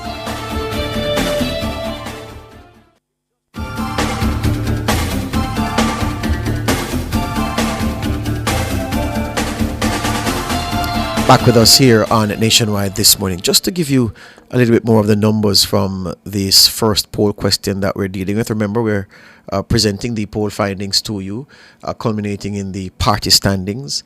We're also going to be giving you data on, well, not giving you data, we're giving you the findings of what the survey found where the party leaders are concerned, and we'll be doing 3 constituencies for you: Southeast St. Elizabeth, Southwest St. Elizabeth, and we'll be doing Western St. Mary. It look like I got to for the Western St. Mary, because you know, St. Mary, at least on this score, St. Mary looks very, very good for the opposition and not look so good for the governing party. Where the PNP and JLP split is concerned in this right direction, wrong direction question, Tana, the pollsters say to us that, look, the question is obviously going to have a party affiliation bias. Yeah, if you're a member of the JLP, you're more likely to say, boy, you know, your party are going good. If you're a member of the opposition, you're more likely to say, not now go on. What does the result? What does the findings say, Tona, about PNP supporters over time and their feeling about right direction of the country? All right, so of course, again, Blue Dot began polling this question in 2021. So PNP supporters at that time, 2021, 13% of them, you said right direction, right? Yes, sir. Yes, ma'am, sorry. 13% of them said the country was heading in the right direction. Of course, that dropped to 6% in 2022. In September 2023, it was at 10%. That held in February 2024, still 10%. Dropped marginally to 9% in September 2024. By February this year, February 2025, it was still at 9%. And then for this poll, it has moved to 12%. So up 3 percentage points, PNP supporters who were polled on the right direction, wrong direction question. And in 7 Blue Dot polls between 2021 and May 2025, the highest finding for PNP supporters in terms of right direction is what? It's 13. So this number now at 12% is the second highest over the history of the polling question. Among PNP supporters. Among PNP about supporters. Right direction. Right. All right. What does it say about the JLP supporters from 2021 forward to now? So JLP supporters in 2021, it was at 70%. Dropped significantly in 2022 to 46%. In September 2023, it was at 58%. February 2024 at 60%. September 2024 at 57%. February 2025, 62%. And this poll, it's now at 74%. So a 12 percentage point increase, and the highest over the history of this polling question as well. Which suggests that the Labourites are feeling much better about their party. And to follow what you just said, this is the best they're feeling about their party since 2021 in terms of the direction that their party is taking the country in. Yes, yes, yes. All right. What about the unaffiliated now? And the sentiments are similar among the unaffiliated as well, because in 2021, it was at 16%.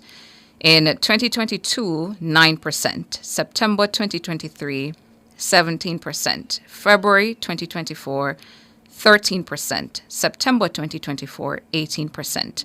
February 2025, 21%.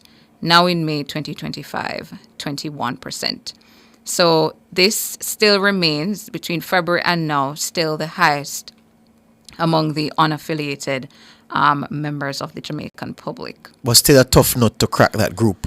Yes. Yes. So they haven't shifted. They haven't fallen off, but they haven't moved up either. So still at 21%. Tell me about the wrong direction now. PNP supporters from 2021 forward to May 2025. So on the wrong direction side, in 2021, 55%. That moved to 65% in 2022. September 2023, 65%. February 2024, 69%. September 2024, 68%. February 2025, 73%. And May 2025, 71%. So just a little bit of a fall off in the number of comrades who believe the country is headed in the wrong direction. Right. What about JLP supporters now who believe that their party is steering the country in the wrong direction? So 2021, it was at 9%. That jumped to 19% in 2022. In September 2023, 18%. February 2024, 16%. September 2024, 20%. February 2025, 18%. And in this edition of the poll, May 2025, at 10%. So this is where does this rank, this 10% rank in terms of the number of JLP supporters who believe the country is headed in the wrong direction since 2021? It's the second lowest of the figures. The lowest was 2021, the first time the question was polled by Blue Dot at 9%. And now this polling, May 2025, at 10%. Mm-hmm. And just to note that 2022 was a particularly bad year for the JLP supporters in terms of how they felt their party was moving the country, because in 2022, 46% of them felt Holness and his team were taking the country in the wrong direction, in the right direction rather. Only 46% felt the country was going in the right direction in 2022, and 19% said wrong direction. But the picture has changed totally, because now more Labourites than ever before in the history of this Blue Dot poll, the sequence of the polls, more Labourites than ever before are saying the country is going in the right direction. That's up 12 percentage points between February 2025 and May 2025.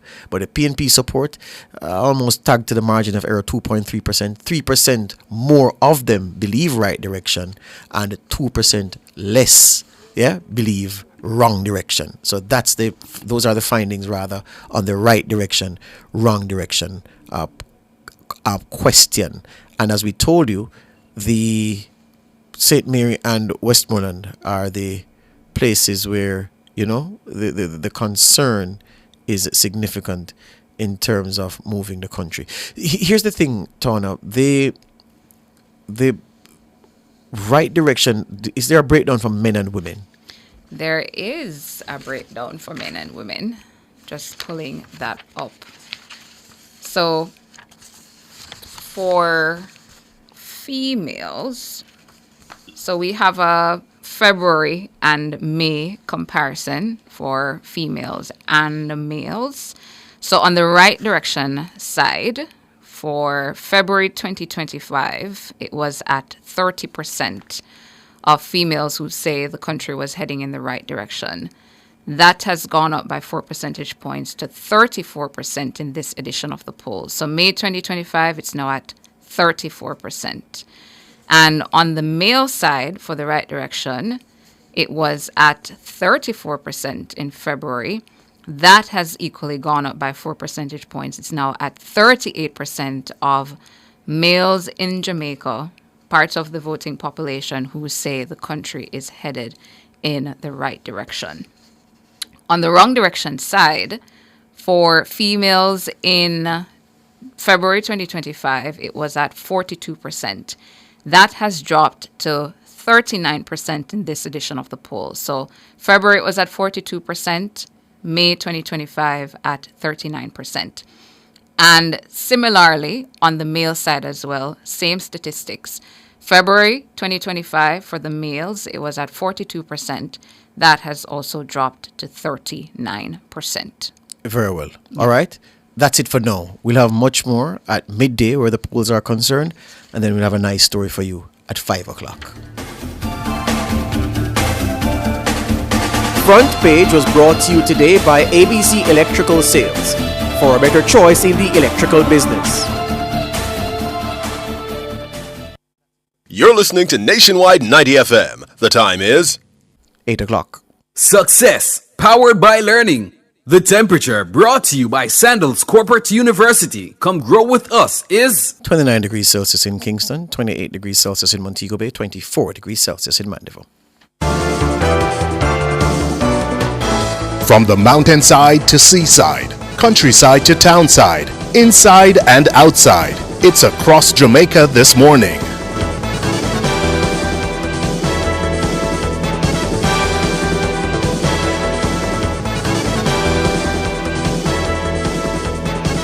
In across Jamaica this Monday morning, a police detective is now the subject of an investigation by the JCF's Criminal Investigations Branch after being involved in the armed robbery of an in-drive taxi on Saturday.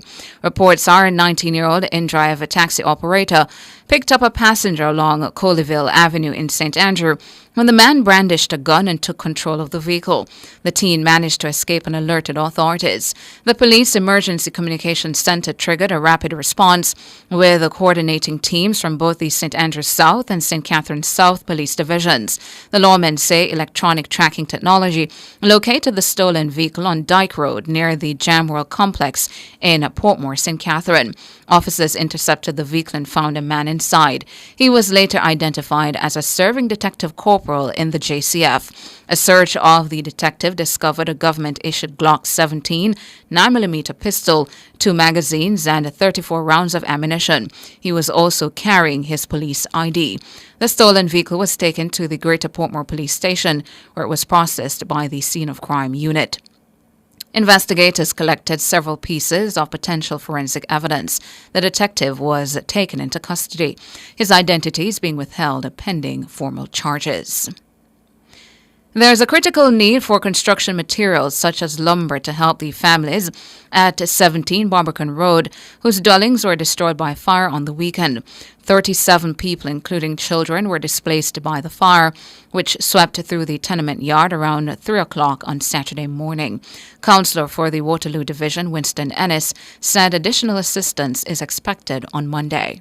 We gave them some assistance yesterday evening, the Member of Parliament and myself, and we intend to get them some serious assistance come tomorrow, Monday. And also, Poor Relief Department of the KSAMC will be giving them some assistance. They need serious assistance, like they're going to need lumber and materials like those to build back their place. Those things will start shipping come tomorrow. Cleaning up the place as we speak. I'll attract a cleaning up the place first thing. Winston Ennis, Councillor for the Waterloo Division. And that's it for Across Jamaica for this Monday morning.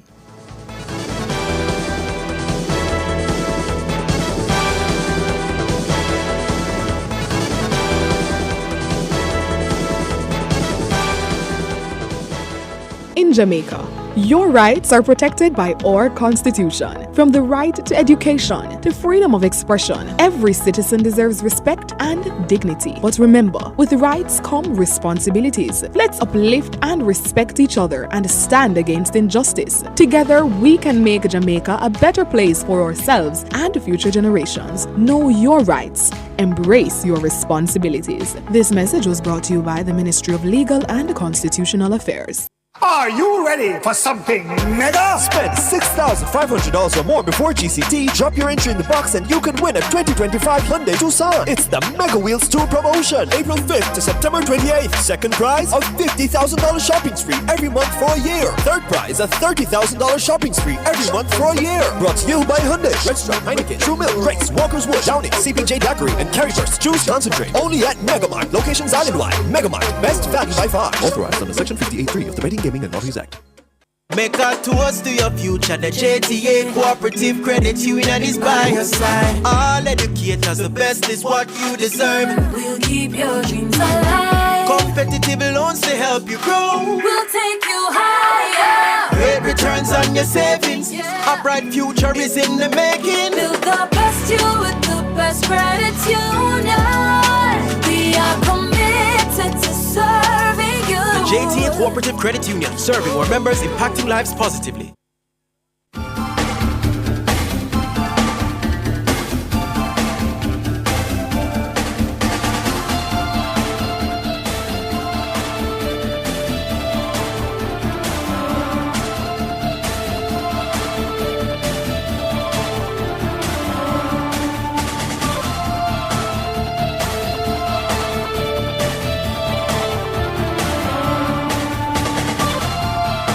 Welcome back to Nationwide this morning. Going to take a few of your calls. The numbers 630-9371, 630-9372, 630-9373, 630-9374, and 618-8255. Again, 630-9371-4.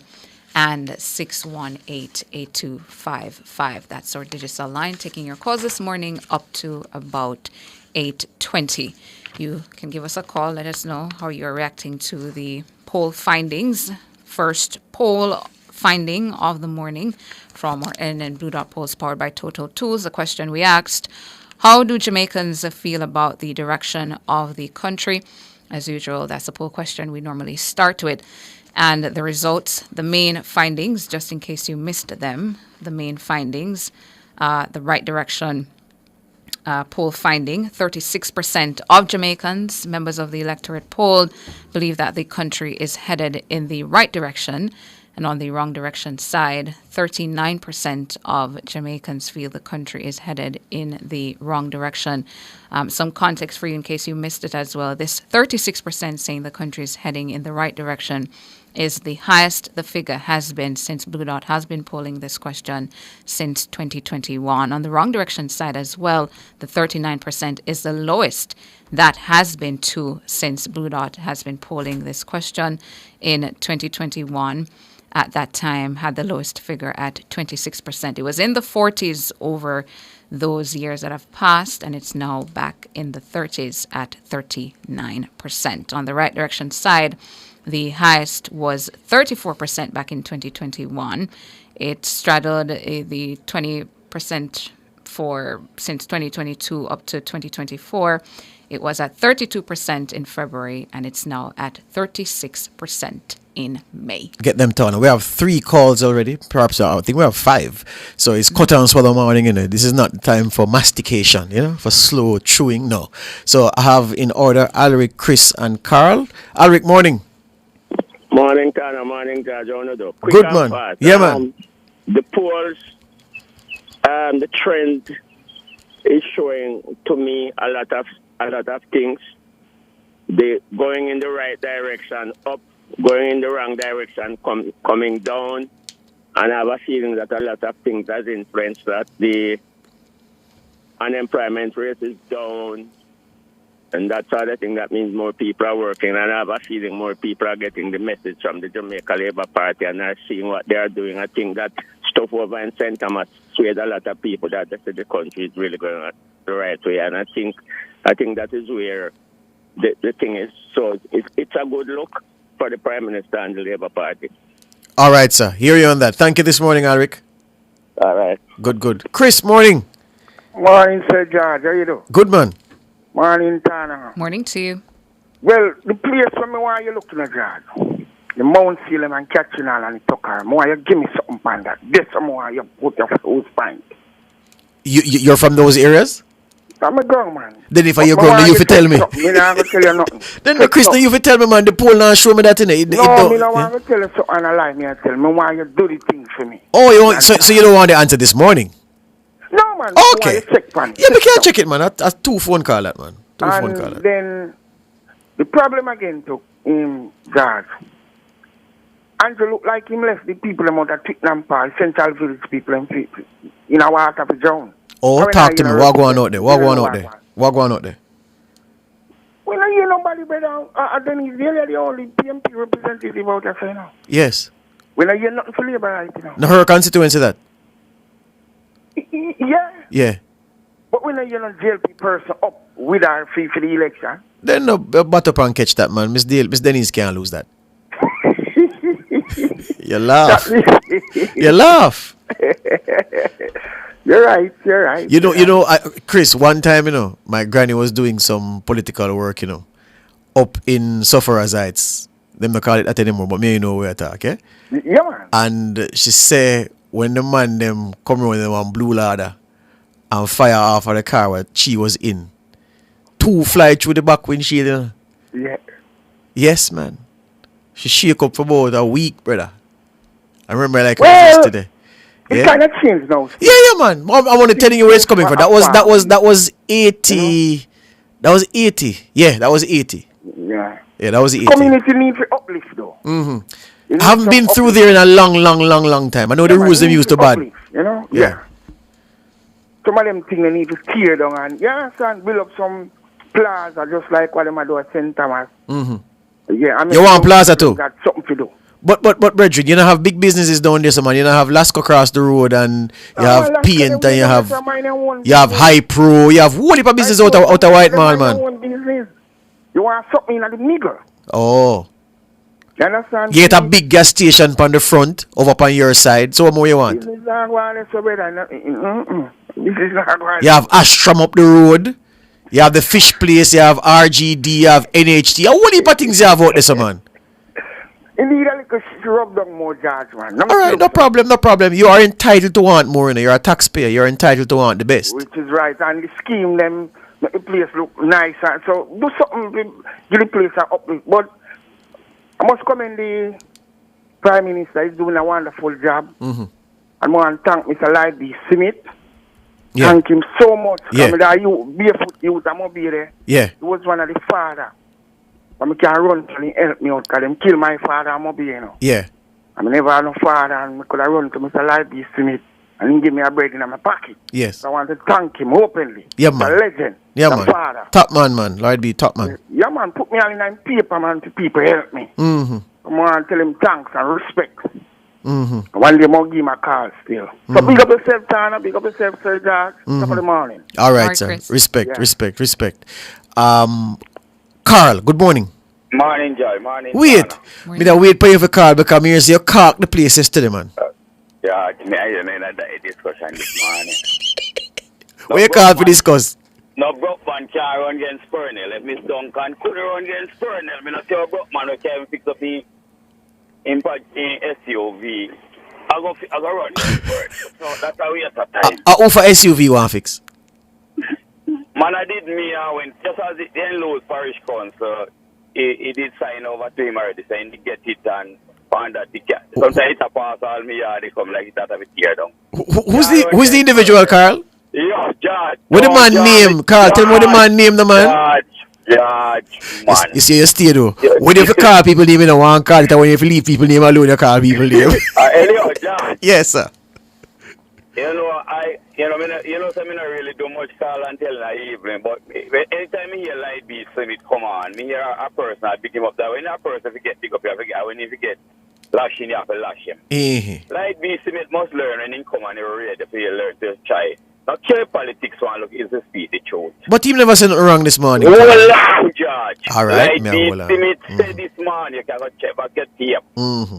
That the government is pushing down the achievements down in a people's throat now. It's just a manner of speaking, man. We understand him to say that they're intense with the message dissemination. George, he must not say things like that. He must say, George, yes, that him him white man, British citizen, was campaigning on Anjo Declaration. The Jamaica people find out and not no go to know. And that's why the people them are shifting over back to the Jamaica Labour Party. The only affiliation I know, the only affiliation Carl I know Lloyd B have is the Western Mirror. I don't know not where I say. Lloyd B Smith was a comrade. He was. Yeah, so Still a comrade. Still a comrade. all right, sir. George, Yes. you should have done in a rocky last night. You talking about this now after you say you don't want to talk about this. Broke man can't against Purnell. If Duncan couldn't mash up Purnell, me not see how broke man can run against Purnell. All right, sir. No broke man can't run against Purnell if Patricia Duncan Sutherland couldn't beat Purnell. No broke man can't run against Purnell. All right, sir. That's all me have to left with them concerning where we pull out yesterday evening. So how much of the crowd was imported, Carl? Yes. None. George, the Frenzy Farm is Cockburn, Flynn, and the next MP, the final sentence, and Darrell Vaz, that was there also. Rocky, Mineral Heights, Longville Park, name Dampy, all around the whole of them, they so. We don't have to import nobody from Kingston to and not a be in a yellow bus we mark 35. When I look a yellow bus man, we run cross the road. We don't have to do them things. So tell me something, Carl. You done talk about Purnell already. How the people might react to Feder Williams now? Yeah, they kind of pick up your know, but I mean, I'll go down the journey there. Make it stay there. So, let me tell you something. You know how me view politics, Mas George? Yes. I go with my party. It might be never like when the person don't get this face, but after if my party say I him, then I have to work with him. That's me. Mm-hmm. If time come later on and the people them in a day say they don't want him after I win it first, they say they don't want him, then I have to go with whoever else come. Mm-hmm. That's me. Mm-hmm. But at the moment it is Feder, and once it's Feder, then that's it for me. All right. Feder I work with. Yeah, me have to work with Feder because of my party. But me I left you with this before you run. Yes. The broke man can't run against Purnell. If Miss Duncan couldn't beat Purnell, no broke man can't run against Purnell. All right, sir. No broke man. Thank you, sir. All right, sir. Thank you, sir. Jamaica's not easy, you know. Cross when the man is you if you're passing yard. So like you want to give up. Oh, we might talk. Break time is a kick.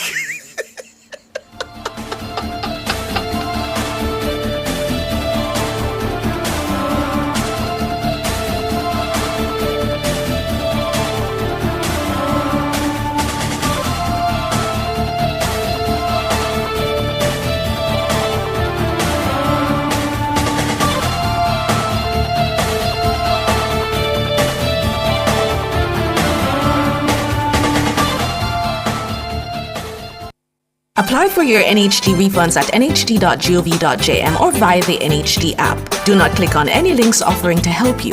The time by the NHD is 8:17.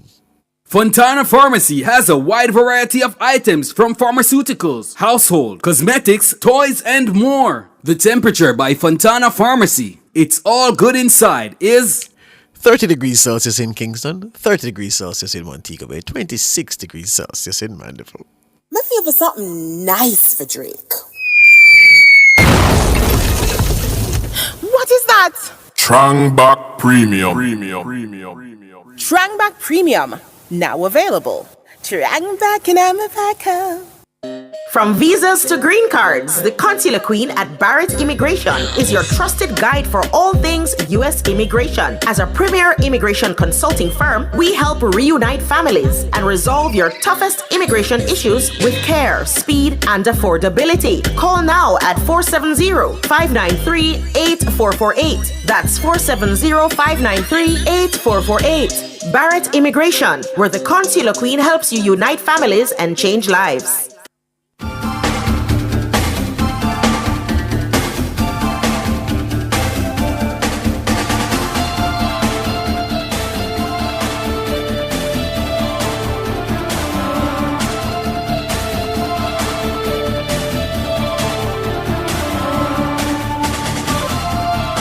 Welcome back, welcome back, welcome back. Well, we're talking U.S. immigration matters now with the Consular Queen, Nordia Barrett Lewis. This morning, we're focusing on the need for documentation and the fact that under Section 287G of the U.S. Immigration and Nationality Act, that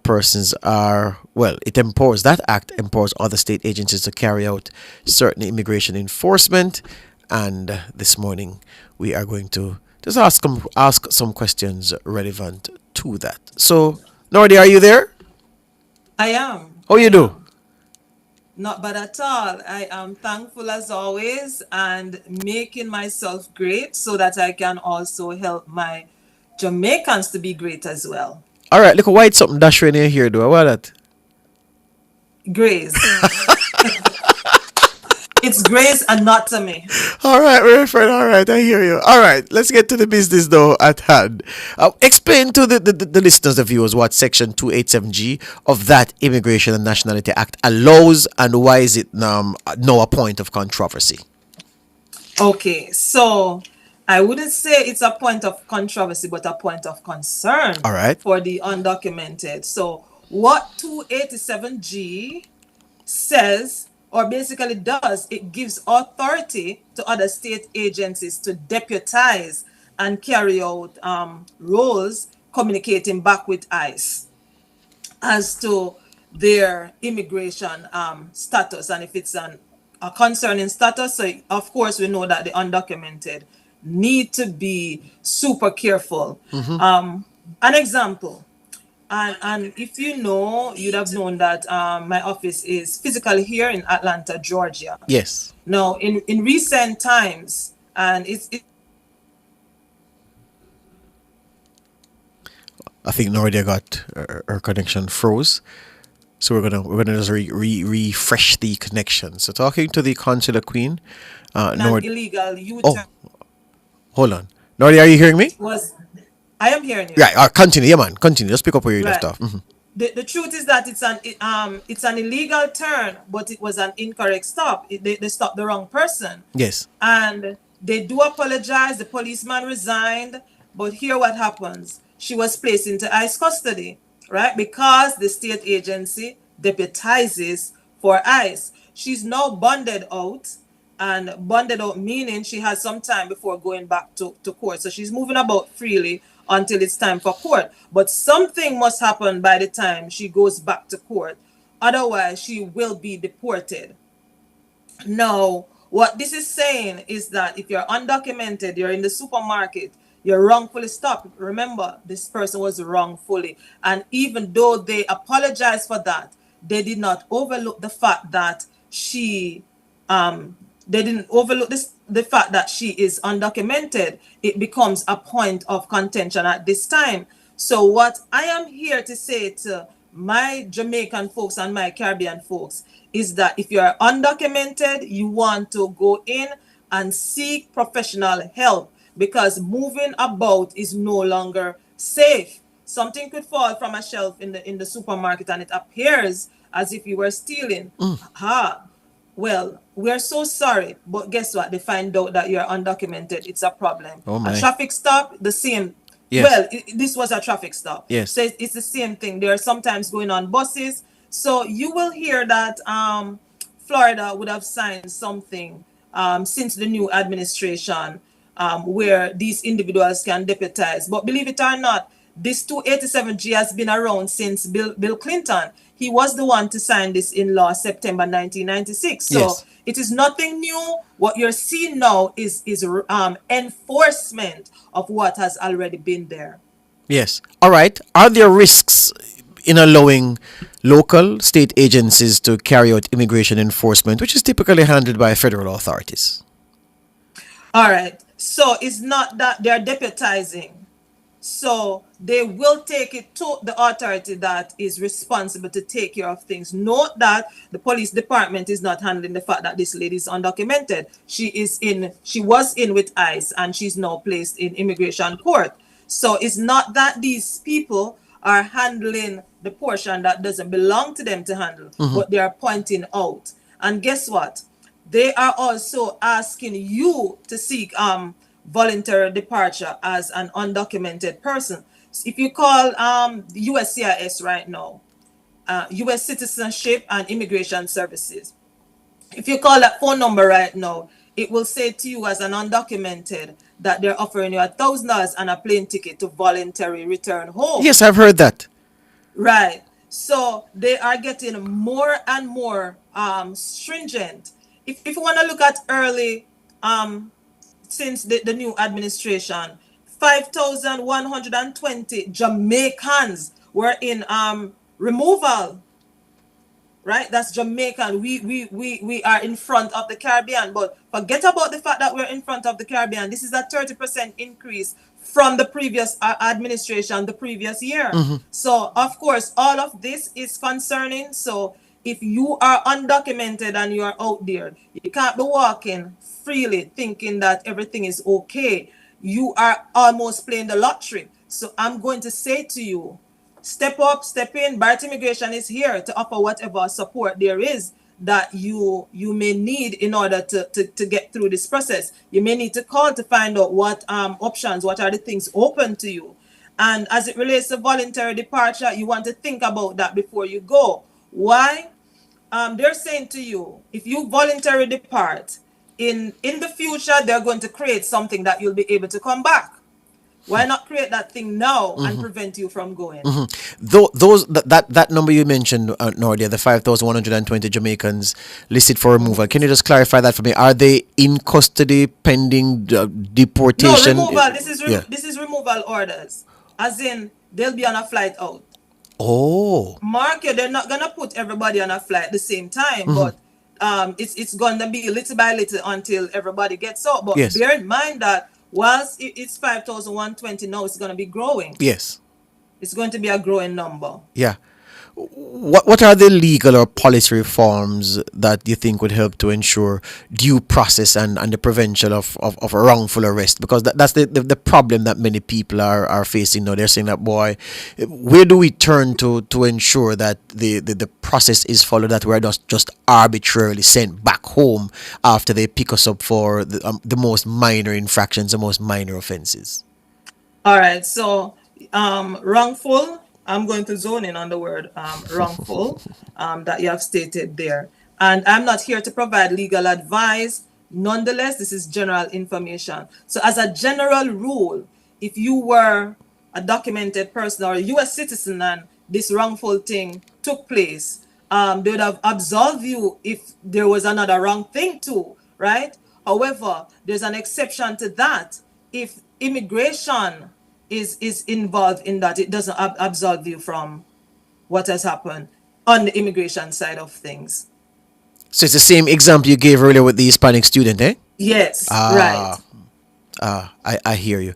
All right. And kindly don't get carried away by the fact that this is a Hispanic person. Yes. It can be any person at all. I want you to also look at the fact that so the schools are rising up against the whole diversity and equity situation that the administration is saying let's do away with. And as they rise up, there's something against them, because right now Howard University is basically being asked not to have any foreign students, not to take them in, and the required things that allow them to take them in, they're removing those things from them. Wow, safeguards being removed. How can the advocates, the people in the communities, hold the agencies accountable where immigration enforcement is concerned and where enforcement of immigration rules lead to violation of civil liberties? All right, so while we speak about the community, we can't forget that I am a Jamaican and there are many Jamaicans out there that need to do something now. So we can talk to the community as much as we want. We need to remember we need to deal with the root problem, and the root problem is that you're undocumented. Yeah. At the end of the day, that's all. That's the biggest thing. Right. Eh? That's the root issue, Yeah. and that's why you need to come to the Consular Queen at Barrett Immigration to have your situation resolved. Yeah. So the advocates can say all they want and everything. The primary reason you're in the problem is because your paper's not straight. Right. Come and get the guidance to sort that out, and then we can move to advocating and doing all of these wonderful things, eh? Yes, sir. Seems to be what you're saying. All right, we are short of time. That's it. But any last thing you want to say, Nordia, before we go? Again, repeating your contact details, and of course, you said something very important just now to say, listen, this is not legal advice, no, but I'm giving you immigration. I'm giving you immigration information. And on the point of information, did I hear you say Howard or Harvard University? Howard. Howard. Oh, good. Continue. Right. So your parting shot this morning, Nordia. Okay. So of course, Barrett Immigration, home of the Consular Queen, and you need to touch base with us. You can WhatsApp our call 470-593-8448. That's 470-593-8448. If you feel like you don't want to call, you just want to book a consultation, it's barrettimmigration.com. There you go. And remind people how long you've been at this. Just so them know, say, just come. I've been at this since 2022. And of course, I don't want to tell you the millions that I would have spent on immigration education this morning. You could have bought a couple houses in Jamaica. But of course, it's super important that I provide the right kind of help. And in order to do that, to provide the right kind of service, I had to invest in it. People, information is not lacking. People with experience who know the system are available to help you. Nordia and her team, they are one such source of help that you and your family will find very useful in these difficult times in the good old USA. Thank you this morning, Nordia. Much blessings to you, Mr. George. Excellent. And she says, some white stuff in her hair. She's going to wash out her hair, and all of that will be gone in short order. All right? So that's Nordia Barrett Lewis. She is the Consular Queen. And 1470593. She's given her number. She's given her number and she's given her contact details. So get in touch with her for your immigration matters to be resolved. More of these on Nationwide this morning.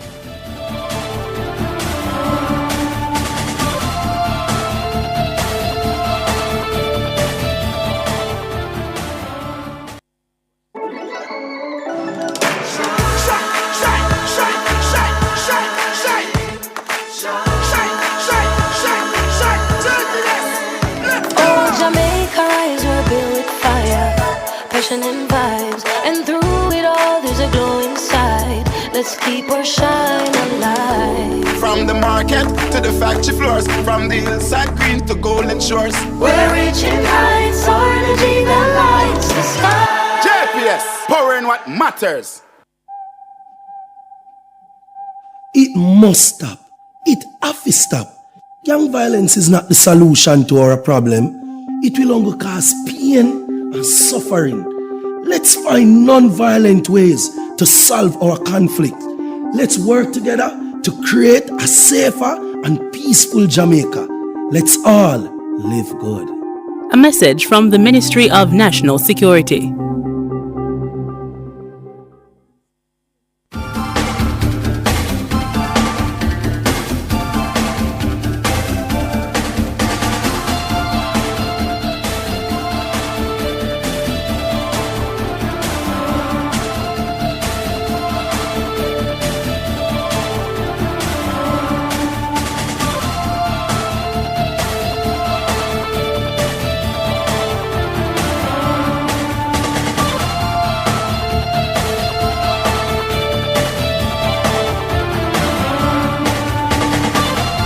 On Saturday, May 31, the day when the UEFA Champions League final will be live at Carib 5, partnership between Nationwide 90 FM and Palace Amusement, there will be a very important pageant. The Red Hills Primary School will be hosting the Mini Miss Red Hills Primary Pageant.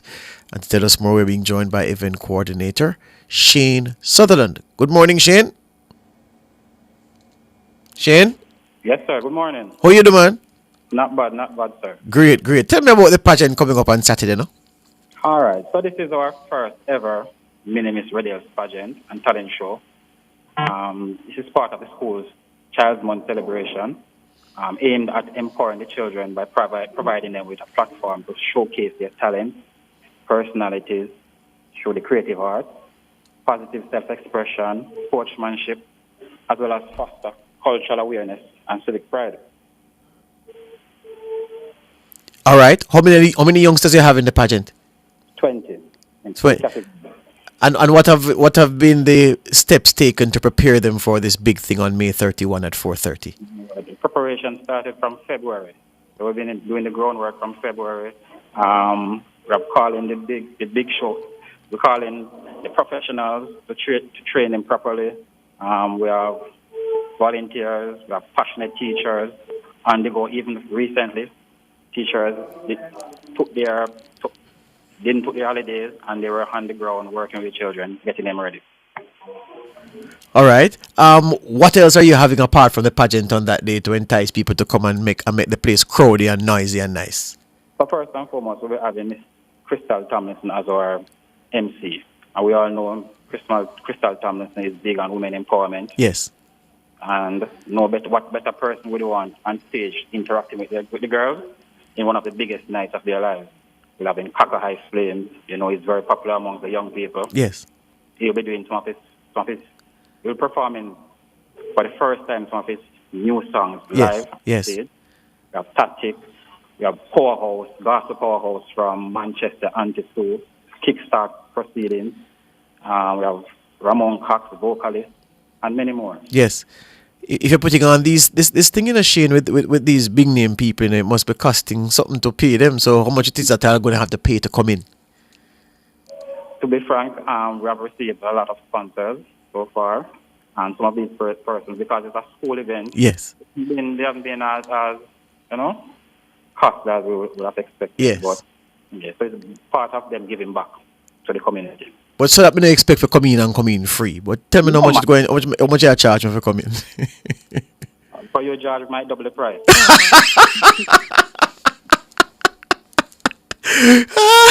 You're wicked to be the shade. But give me the cover charge, man. $1,000, $15.25. What's it?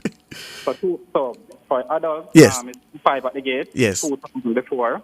So anytime before, it's $2,000. Children, $15 at the gate. $1,200 before. Yeah. But I'm telling you, when you finish, when you leave that day, when you go to the gate, after it's finished, yes, you will feel guilty. Guilty because you believe we have undercharged you. Yes. Because of the excellence and the quality of the event. You might want to turn around and pay again. Are these little girls, the 20 of them, are they grade 6 students only, or is it a mix? We have a mix from grade 1 to grade 6. Grade 1? Yes, sir. So a grade 1 little girl could win the whole thing? Right now, don't proceed. Yes, man, it's possible. What a thing. Well, all right then. Saturday, May 31, all roads lead to Red Hills Primary School. Minimis Red Hills Primary Pageant. When you go up there, ask for a man named Shane Sutherland. Tell him you come to pay for 5 people, even though it's you alone going in. And he'll gladly accept your funds. He's promising you an afternoon of fun and excitement. You say it starts at 4:30, Shane? It's open 4:30, and we're expecting you to come out early. Right now, it's going to be electric atmosphere. Contestants have bought over 100 shirts with name printed on it, banners. So it's going to be a festive environment. Everything for all generations, from the baby on the breast to the grandma with a stick. If you don't have a stick, we can provide a wheelchair for her as well. We want everyone to come out and enjoy. Excellent, sir. I hope you get a good crowd, man. All the best to you, Shane. Yes, sir. No problem. Shane Sutherland there. Yeah, man. You're welcome. Shane Sutherland, event coordinator, Minimis Red Hills Primary. I see a certain company on the flyer. Yeah, let me see the flyer again. Let's see if we can find. So I see BAL, I see Live Sound Production. Major sponsors, you know. Live Sound Production. Tony, you know that company? Should I say it? I can't say what company? On the air? They're not German company that. So I don't understand. Maybe indeed. So Broadcasting Commission, all right, you know, the man has sponsored the thing, put on the thing on the show, and have me there do interview, and for a good cause. Little children, 20 of them, Minimis Red Hills Primary, grade 1 to 6. I wonder if a little grade 1 girl can win. What do you mean? That would be something. Yeah. That would be something. Break time, back with your birthdays after this.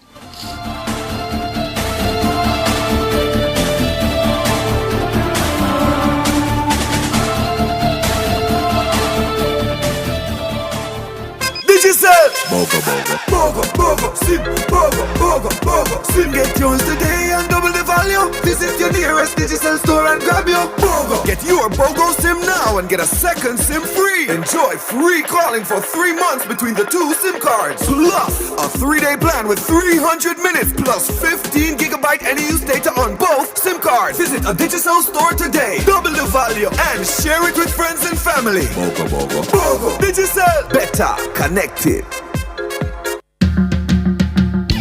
Do you have a passion for road safety? Love working with children? Want to make a real impact in your rural community? The Jamaica Urban Transit Company, JUTC, is expanding its services and we're hiring drivers for a brand new rural school bus service launching this September. If you're 25 or older, have a valid open general driver's license, at least 3 years experience and a clean record, we want you on our team. Enjoy steady pay, meaningful work and the chance to help students get to school safely across 13 parishes. Apply by May 30, 2025. Visit jutc.com.jm for more information. Drive the future. Drive with JUTC. The Birthday Club is brought to you by Burger King. Stretch your dollar at Burger King with a new Double King combo. 1 original chicken sandwich plus a Whopper Jr. with cheese. Plus a small fries and drink for only $1,300. But never mind the night you had to cry, 'cause you had never let it go inside. You work real hard and you know exactly what you want and need. So believe, and you can never give up. You can reach your goals. Just talk to your soul and say, I can.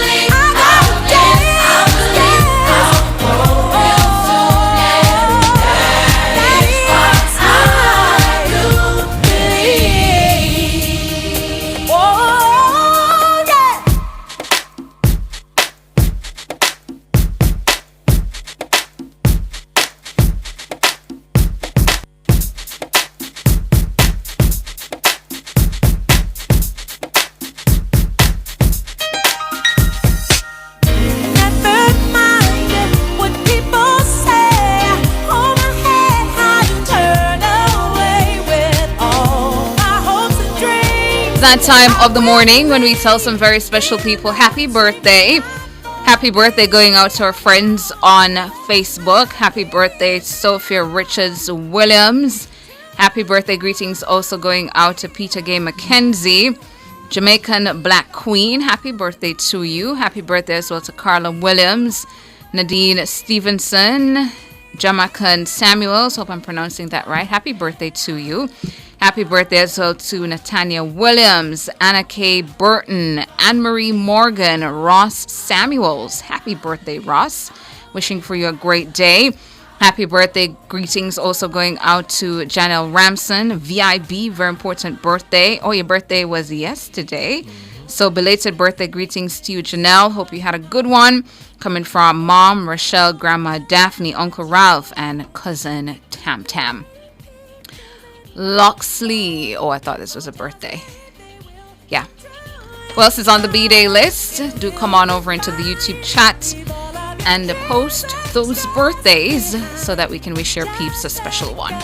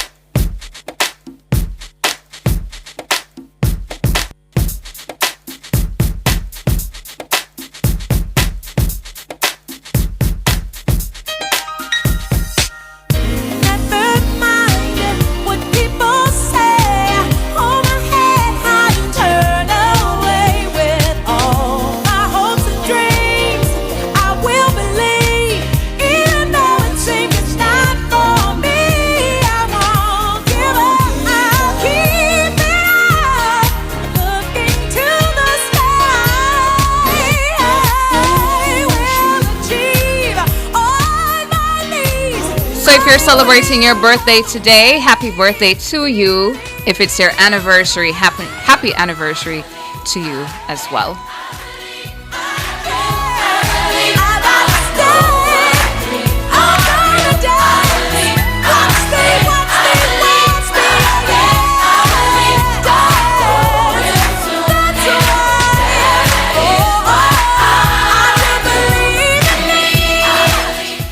The Birthday Club was brought to you by Burger King. Stretch your dollar at Burger King with a new Double King Combo. 1 original chicken sandwich plus a Whopper Junior with cheese. Plus a small fries and drink for only $1,300. I've been walking with my face turned to the sun.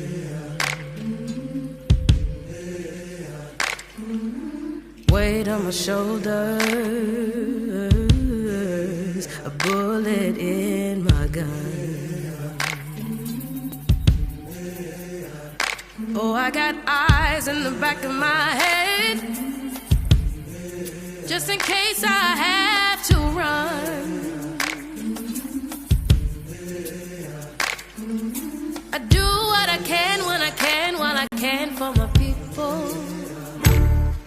While the clouds roll back and the stars fill the night, that's when I'm gonna stand up, take my people with me. Together we are going to a brand new home, far across the river. Can you hear freedom calling? Fitzroy Pitta here on YouTube, sending belated happy birthday greetings to son Fitzgerald Pitta, who celebrated his birthday yesterday. Belated birthday greetings to you, Fitzgerald, from your dad Fitzroy Pitta here in the YouTube chat, and he's wishing for you many, many more. Seeing here from C. Hilton, birthday blessings to an amazing, exemplary young lady, Dejanay Williams of Innswood Village, who celebrated her special day yesterday. Belated birthday greetings to you, Dejanay. Greetings coming from the Hiltons, saying to you, nuff love.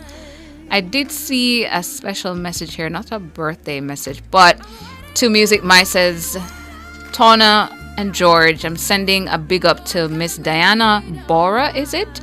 At the new Sagicor building on the Brunswick. Her customer service last week was second to none. Sure. She is the best. Marsh. So good morning to you, Miss Diana over there at the Sagicor building. Yes, Miss Diana, big up. Yeah. Gonna stand up, take my people with me. Together we are going to a brand new home, far across the river. Can you hear freedom calling me to answer? Gonna keep on keeping. Leonie Reynolds in the chat saying her birthday was on Saturday. So belated birthday greetings to you, Leonie. Celebrated your birthday on Saturday. Hope you had a good one. Hi, Leonie.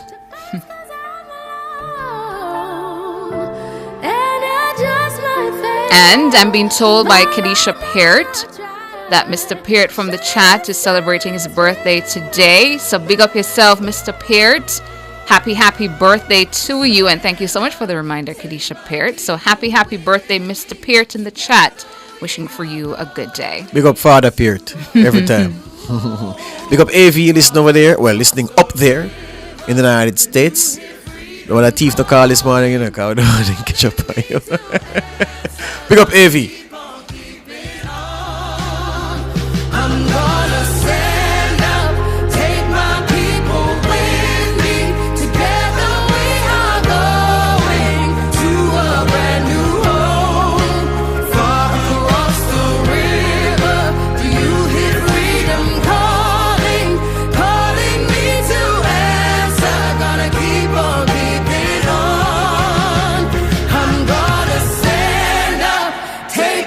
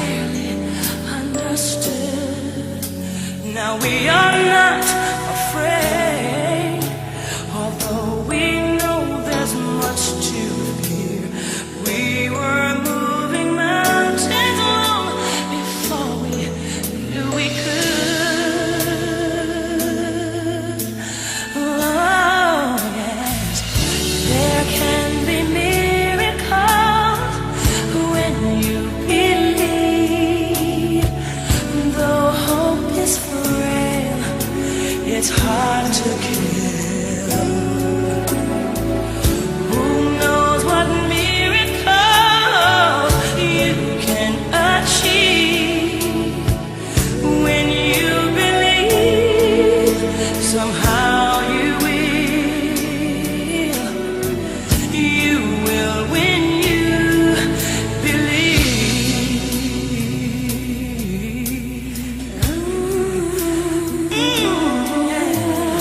in this time of fear, when prayer so often proves in vain, hope seems like the summer birds too swiftly flown away. Yet now I'm standing here, my heart's so full I can't explain, seeking faith and speaking words I never thought I'd say.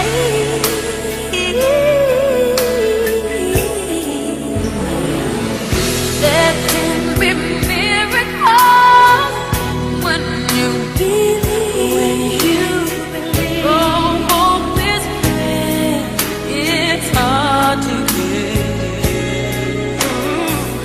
Who knows what miracles you can achieve when you believe somehow you will. You will when you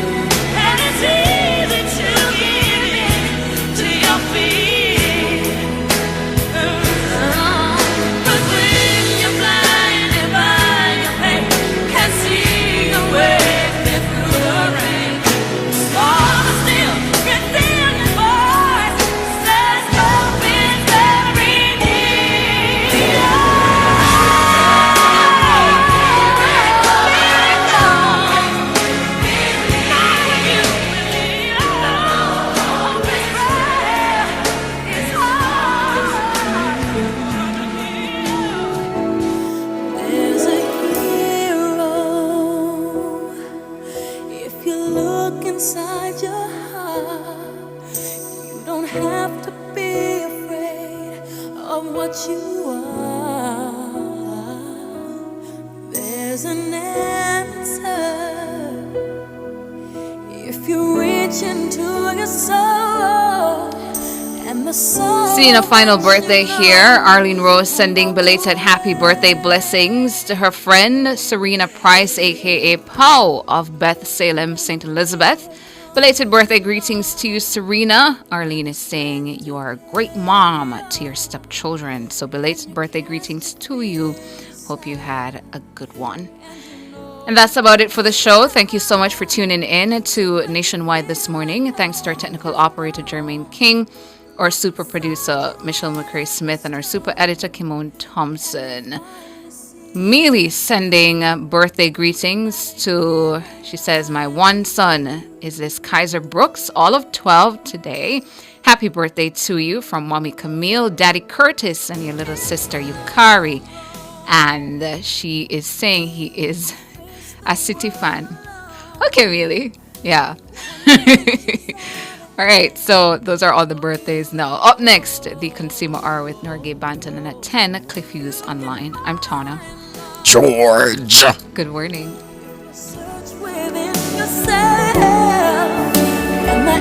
You've just heard Nationwide this morning on Nationwide 90 FM.